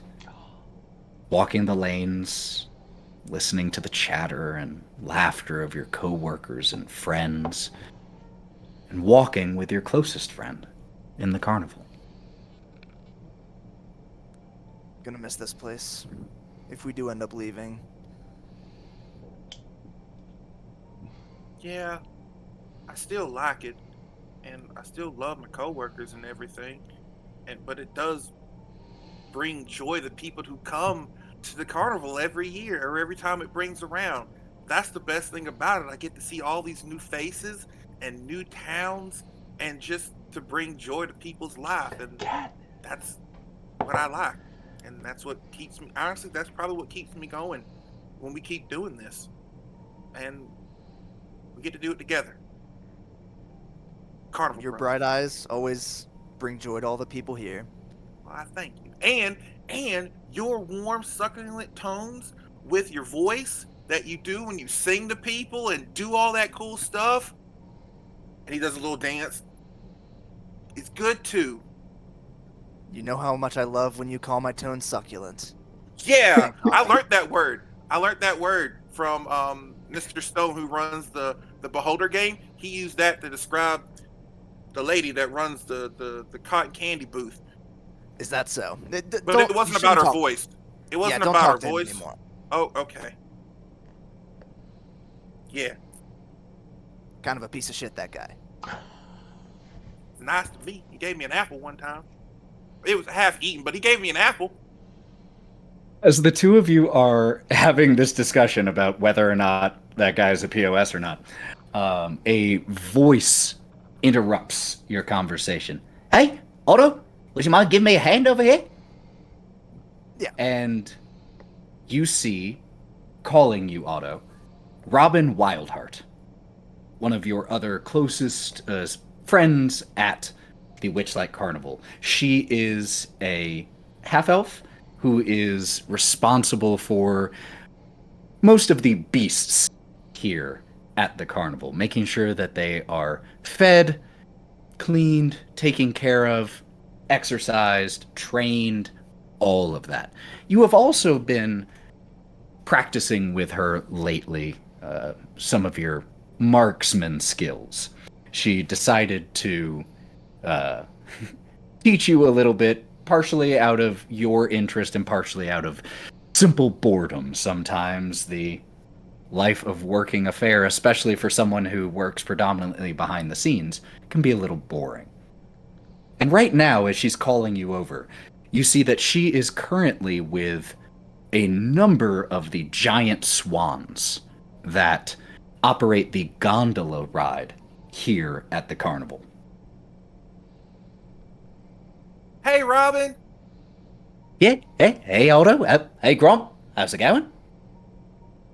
Yeah, not too bad.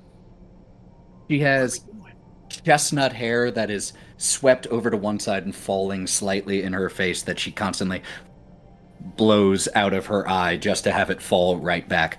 Well, the swans are a little bit restless at the moment. Don't want them to get overexcited once there ain't customers in here. Would you mind possibly, oh, wonderful, actually, two of you. If the two of you have nothing to do, if you're already finished setting up your booths, would you mind giving them a little fly around? You know, help get some of their energy out? Yeah, anything for you, I Robin. Come on, Grump. Okay, let's go. Don't worry, just hold on, and if they ask you any weird questions, I'd answer, because they get a little ornery if you don't answer them. They don't like when you're being ignored. Yeah. Oh. Alright, here, Gromp, why don't you take Quilliam, and, Otto, you can go over and get Featherine, if you don't mind. All right, Featherine. Yes. And a long-necked swan turns and, as much as a swan can blink lazily and dismissively, she does as she turns and looks at you. Oh, you, huh? Oh, very good. Climb on, then. Give Otto a little boost up. Yeah, thank you. I'm just gonna hop in his hand and jump up and then land on her. And Gromp, you then head over to the one that was indicated to be Quilliam. Yes, are we going to be taking a little bit of a flight, then? Here, climb. You seem heavy. It'll be quick. Let's go. Very well, settled in. Could the two of you please make me animal handling checks?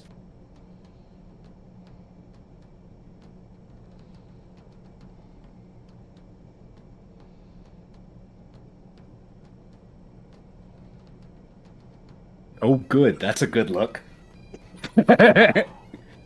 Those are both great looks. I love this Not. dice. Oh, okay. It is good. Okay. Nat 20 plus 5, 25. Of all things to have a nat 20 on, man, you guys are gonna have no nat 20s left for the first combat of the game. I know that's not statistics. Don't get on my case. All right.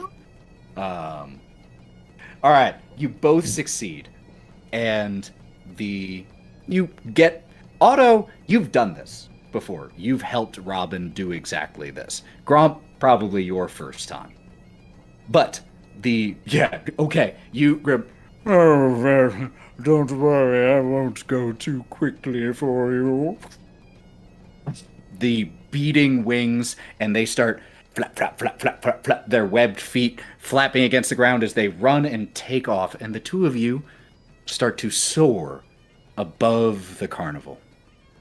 The carnival itself opening up below you. This particular configuration you're familiar with. The carnival does tend to change its layout organically depending on where it's set up. Here, it's now set up in a bit of a figure eight. And there are stalls all around, the lanterns strung out across the paths, some of them floating and bobbing of their own accord with no string in sight. The large main tent is already up, and you can see even from up here, you can see the multicolored lights inside the tent. It's so beautiful out here. They actually changed it up this time. So tell me, Otto, what is it that you want? What do you mean, Feathering? What I I mean exactly what I asked. What do you want? Adventure. Oh, adventure. And are you finding that here, Otto? Yeah, and yes and no. I see new people all the time we go somewhere, but I'm doing the same thing. But the people are nice. Oh, and do you find your desire for adventure satiated here? Or do you still want more? Turns her head around a little to look at you as she asks this. I'm fine, but no, I'd want more. And I don't really ask for a lot. Usually I'm very simple. That's just who I am. I'm a very simple bun. But I'd like more. I don't ask for much. I'd like to be able to see more what's out there outside the carnival. And I'm going to point through all of the open sky that's around the carnival, like over there. You gesture out. And as you take in the landscape around, the mountains far off to the north, the spine of the world, the trackless sea to the west, farmland all around. Sometimes the carnival has felt immense, and with its ability to be anywhere, has felt endless. But now, as you look out at the Sword Coast, and you look down and you realize you have flown fairly high as you've been having this conversation. Just so that it's the carnival itself a little bigger than your hand below you. Feathering, we're up kind of high. Just letting you get a glimpse of everything else that you're missing out there. But what about you and Robin and the others? I've seen the world. Do you think that this is all I've ever done, Otto? Do you think that I've never had a life outside of the carnival? I feel like I you've had a wonderful spread life. my wings and I flew. I'm ready to be settled. Are you? No, I'm not.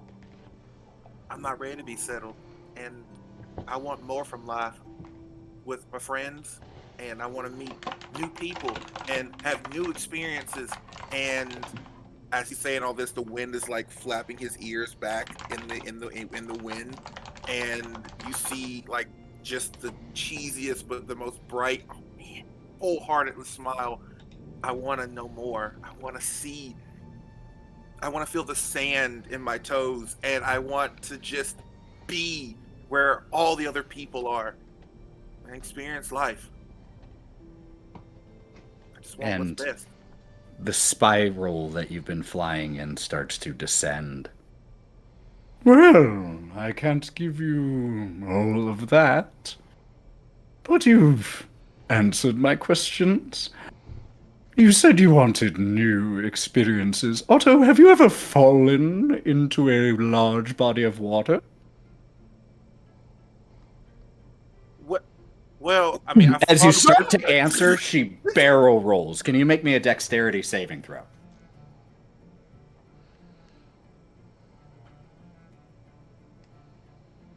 $20. Hey! Dirty or natural? Natural. What the hell is happening? And that's +5, so it's 25.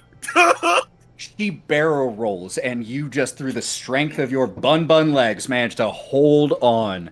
And she completes, "Ooh, how fun." And instead, she tucks her wings and starts to dive bomb into the water herself. Grump, you take off, and you're a little less comfortable up here. This is pretty high up off the ground. Trusting a swan. So, what was your name? Grump. Grump, yes. And what exactly is it that brings you here, Grump? What you mean up here? Because that's you. That you're taking me up here. Immediately tries to eject you. Make me a dexterity saving throw. 5? It was actually a nat 20, and I'm not kidding. Yes! Lauren, verify it. I'm Yes! looking at it right now. I cannot. Yes! You guys. What the heck is happening? I think What is happening? Okay, I just want to say you guys are using them all up for the rest of the campaign. I think that literally puts us at like 4 out of 7 d20 rolls tonight. Hey, I'm I've gonna been roll a nat 7. 20s. I'm gonna stick to that. Zuz. What is happening? So you start. Friendship You is just happening. cling on, and you hear this sound as you start to. Sorry. That was probably on me. Sorry, I don't take well to sass. Noted. What brings you here to the carnival? Everyone comes for something. Well, while I'd much rather have this conversation on the ground, I think I'm here to perform and impress. I've been working here for years, and I don't want to clean anymore, and I don't want to play side music. I want to be an attraction. I want to be the one that people come to. I'm tired of being on the side. I'm tired.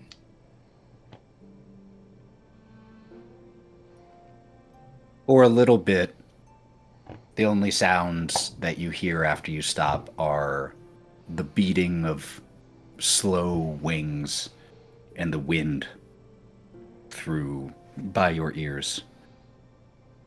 Well, I wanted the same thing once. What'd you do? Maybe I accepted my role as second fiddle. Not everyone gets first chair, my boy. Hey, hold, we just had somebody drop their video, Joe. Oh.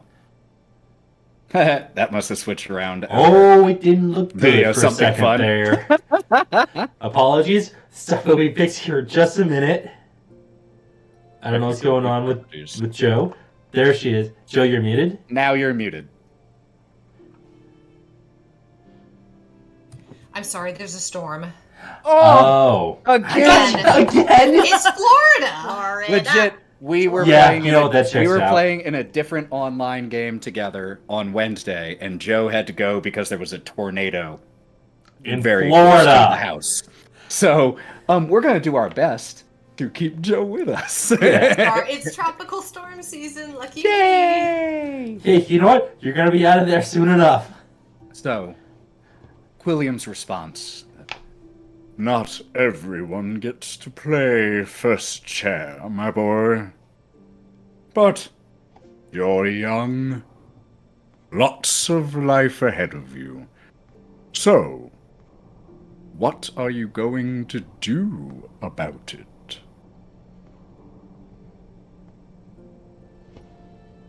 William, you seem like a decent guy, Oh, thank you. but you and I are not the same. You'll see.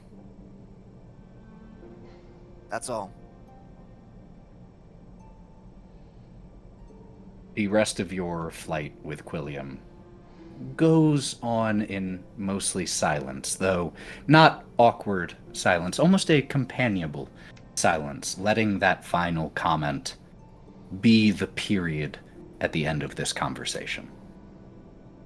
And as Quilliam starts to fly down with you in a very gentle practice landing, you hear a little off to the right, followed by as Featherine, with Otto still astride, impacts into the body of water where the gondolas are resting, now bobbing from the impact. And Featherine comes up first. Otto, could you please make me an athletics check? How high am I at this point? When they pass you at about the, 15 feet off the ground mark. If you 16. roll a nat 20, No, it's a 16. I swear It's a to 16. the Dawn Father It's a above, 16. It's a I will 16. smite you. 16. So you managed to emerge from. I'm gonna squirt out a little water. That was fun. And as you and the large swan step out, climb out of the lake onto shore, dripping, Robin is there with a, cocking her head, looking at you. Yeah, so have a good time? Yeah, it was fun. Feathering was great. And I'm just going to push all the water out of my clothes because I'm just full of water. And I'm just full of water. I'm just... Oh, like pushing on the Yes. pockets and just... Yep. Well, I'm a little wet, but I mean, I still had fun. It's great. I got to do exercise. I got to get my hair blown out. It was great. It was great. Great. Robin Wildheart walks over to Quilliam first, being the first one of the swans to have settled. Yeah, you good, Quill? I'm fine, thank you. That was most enjoyable. Eh? Featherine? You feeling good, girl? Don't call me that as if you're older than me. But yes, I'm fine. Thank you for asking. Most enjoyable conversation this evening. And Quilliam gives like a bobbing nod of his swan head in response to that. Well, thank you, Grom. Thank you too, Otto. Looks like you had fun time. Before you head on off, actually, I got something for you, Otto. And she pulls out from behind her, the one hand behind her back that you hadn't noticed, clutching a bow and a quiver. The bow itself is painted on it with like a scene of a rabbit running through high grass. And there is at the bottom RW, and at the top is OM. You've been doing pretty well. Still got a lot of work to do, but I'm tired of you fucking up the string on my bow, so I figured get you your own, not have to worry about restringing it every other day. Probably end up being cheaper on my end in the long run. Otto's gonna look at her. No. Hey. We're not gonna make a deal out of this, yeah? It's not gonna happen. You're gonna take that and walk away before that little misting in your eyes becomes emotions. Because I don't want to have to... It's not what I need right now. Do it. Oh, yeah. Just like barreling into her waist with a. You're welcome. Glad you... Thank you. Yep, no problem. Feelings. They exist. Yep, they do, and they make you a warmer person. And that's why you're one of the warmest people I've ever met, Robin. And I thank you for that. Ruin Yep. my reputation. I've Listen, worked it's okay. hard. It's fine. Our secret. I'm glad you like Thanks, it. Featherine. Oh, no, thank you. I'll take him from here, and I wrap my arm around him. Let's get out of here. Soaking immediately. Like the sleeve of your shirt is immediately drenched. I'm The still hell wet. happened to you? I went for a dip. I went for a swim. It's hot. So Featherine just took me for a swim. You can put me down now. Okay, Feet there, just there. dangling. New bow. See? Oh, that's lovely. Perfect for you.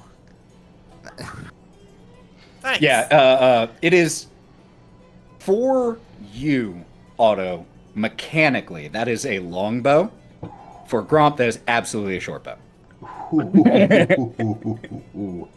Just, it's one of those items that'll change depending on who's using it.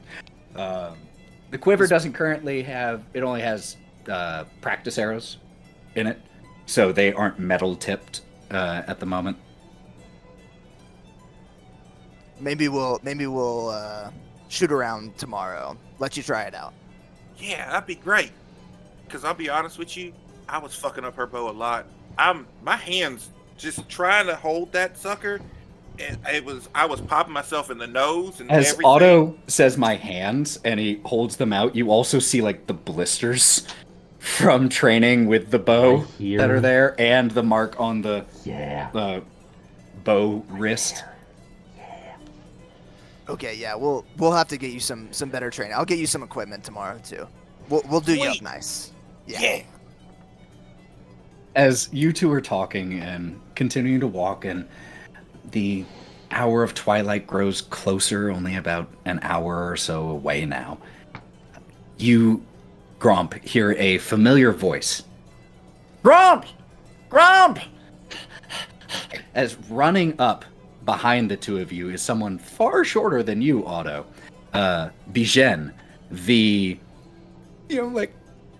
12, 11-year-old gnome girl who has become your biggest fan, Gromp.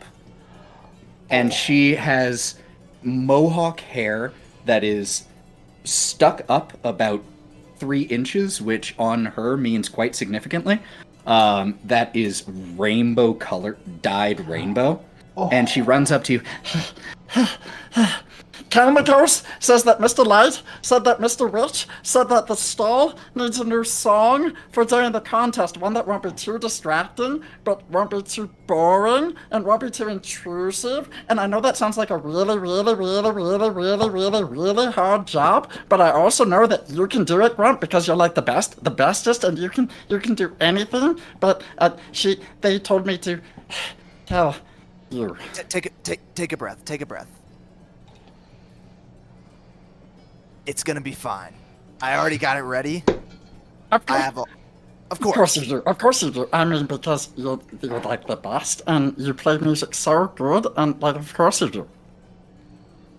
You make my nights fantastic, Bijen, and that's what I appreciate about you. Oh, is that what you appreciate about me? Sorry. Letterkenny just slips in there. When you've watched it enough. Sorry. Oh, thank you, Grump. My mom wants me back, but she told me to take it. And she runs off very fast for her legs, but all things considered, very slowly. Exhausting. Okay, Otto. What next? Keep walking? What? Yeah. One. This is your first time meeting her? Well, I've heard stories of her, but it's fine. She's so sweet. No, yeah, she's great. It can become a lot very quickly. So. Oh, am I a lot? No, you're. Look at the necklace. You're great. She doesn't even have a necklace. Why doesn't she? She's like the #1 fan. You should get her a T-shirt or something. Drop tour, drop world tour. That's what we're going to do. All right. If you make it, Merchandise. I'll sell it. I'll make you a shirt. I'll make you a shirt to give to her. Then you can say you did it, and then it's fine. I'll do that. And you know what? And I'm gonna hop up on his shoulder like Rocket does Groot, and we're just gonna keep going. Hey, And you're a you- good friend, Otto.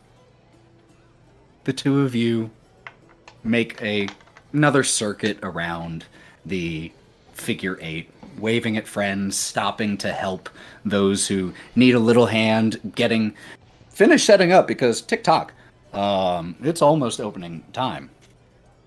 And as the two of you are about to return to your respective booths, Otto, you see first, because of your vantage point, as you're gazing up at these stars coming out, and the dragonflies warming up overhead, the large bubbles from the teapot being sent off into the stratosphere as a sort of appetizer for the audience outside as to what magic awaits in here. You see descending towards you, not just generally your direction, but towards the two of you, a creature that you are certainly familiar with because of your time in the carnival and spent around Robin Wildheart. It's a fairy dragon. It's about the size of your average house cat.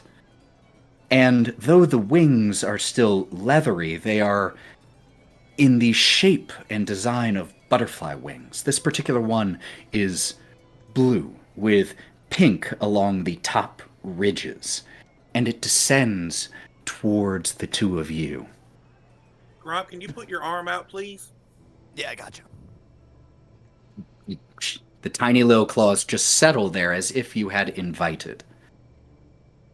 And as it looks at the two of you, it speaks, and it speaks very clearly, though quietly, unsurprising for its size.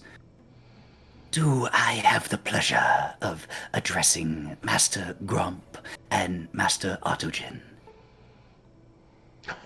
Yeah, but you can call me Otto.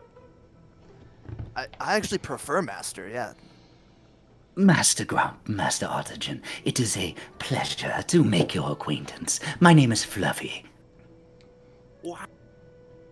Yeah, that checks. A pleasure to meet you, Fluff. Thank you. I have been sent on an errand by my master, Master Madrick Rosloff. He bid me find you, and bid me ask for your assistance. Not for him, but for 3 others who will be attending the carnival tonight. There's one who has mushrooms growing on his shell, another with a red mane, and a third, though small in stature, And the wings billow out. with glorious wings. All right. Mushrooms, red mane, and wings. Yes. My master bids me tell you that these 3 will be searching for a way to the Feywild, through the carnival. He also did tell me that your assistance and the success of the quest that these 3, and now you, are on, may determine the future well-being and fate of this carnival, and of the Feywild itself. That being said, I of course can't force you to do it. I have delivered my message and done my job. Good day. And flutters off. So sick. A sick joke.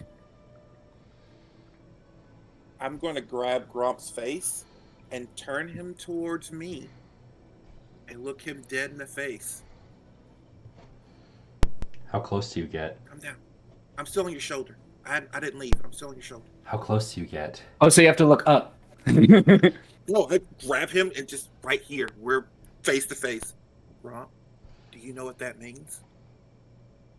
Please tell me. We're going on an adventure! We're going on an adventure, dog! So, we gotta find 3 people. Who has mushrooms on their back, though? and a red mane and some big wings? There are so many people out there. I pray that this is going to be easy. I'm so excited.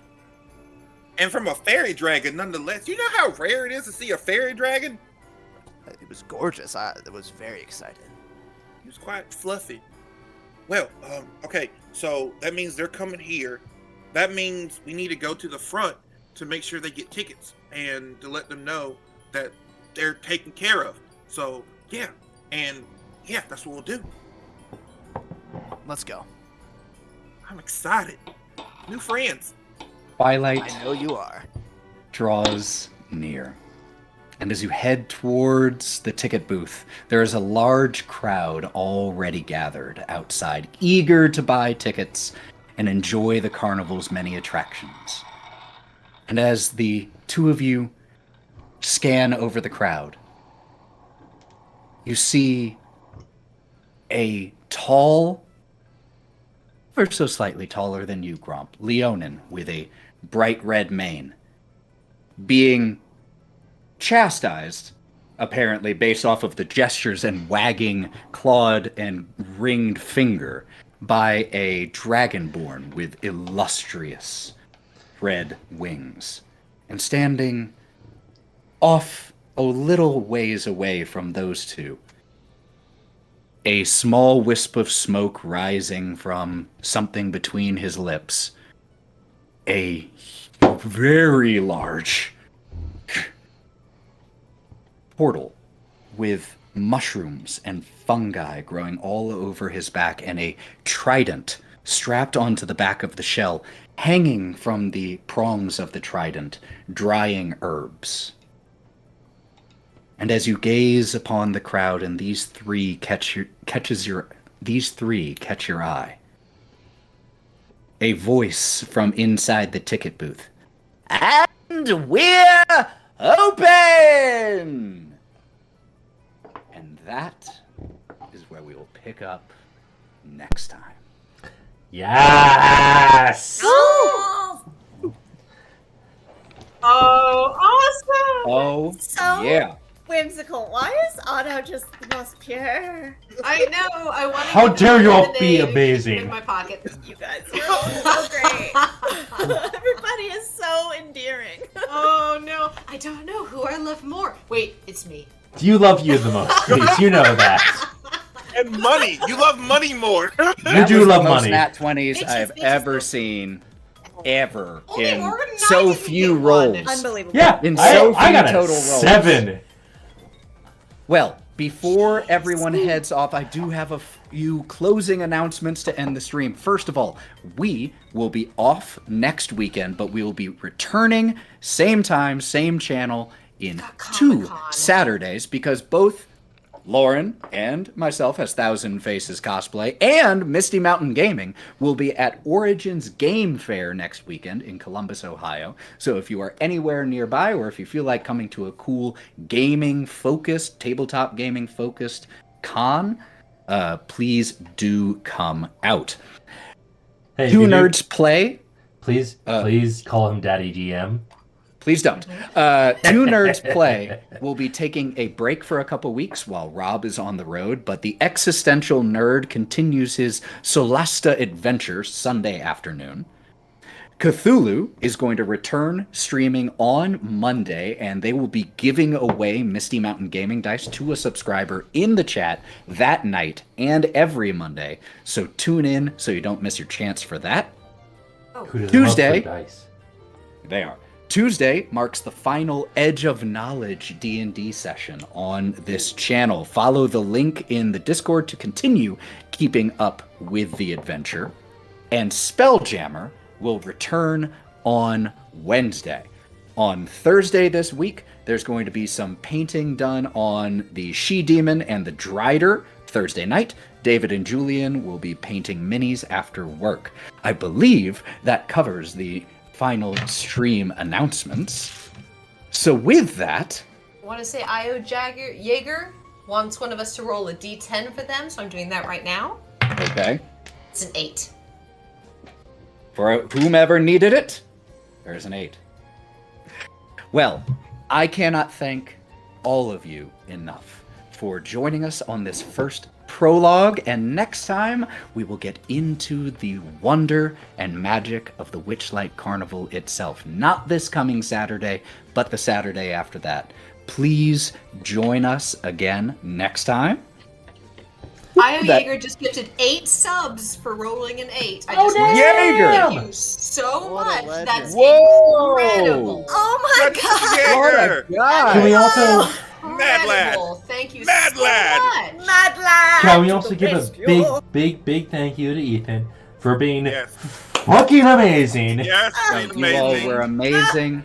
Thank you, Smoky Toes. Thank you, Max Lee Fu. Thank you, Smallville. Thank you, Holdren. Thank you to all of Sally Quinn for all of Sally the shout outs and all of the hype. Jolly To Yellow all and the Drax. people I missed, to the mods who have been checking in on the stream to make sure we've been doing okay, to Drac. Thank you To so the much. Killer DJ, come on. Yes. Oh, and yeah, shout out to Thanks our for man managing Devin. the stream, While Morgan. playing Gromp, also choosing thematically fitting music at the thematically appropriate times. And Melon for being the I- the guy of the chair. No, I do need to do a small apology for the break. I did fuck up and I put the farewell and I'm the sorry, break. Lauren. I'm sorry. That's- They made me mess up. Hey, you know what? That's all. It won't good. happen That's again, I all promise. good. It happens. Or it will, happens. I don't know. Smallville, this was Thank your you. first time watching a D&D stream. I hope it was a good introduction. If not, Yay! don't blame me. I'll blame the players. And Drac actually, Obviously. Drac We is one do of my want to people. know. We do want to know who We you're love most Drac. interested in seeing come back to next time. Which player is the best? It's Oh, me. don't Now, do that. I want to give a shout out to Drac. 'Cause he's one of my people. Ooh. Drac stayed up to 3 a.m. to watch us. Yeah, Dude, Drac go to in bed. Poland, my man. Go to bed. Wow! Well, That's too late. parting is always such sweet sorrow, and it's always the hardest part. But we'll be back again in 2 weeks, so thank you all for joining. We will see you then. Have a great night. Good Bye, friends. night. Bye, guys. Bye, love you.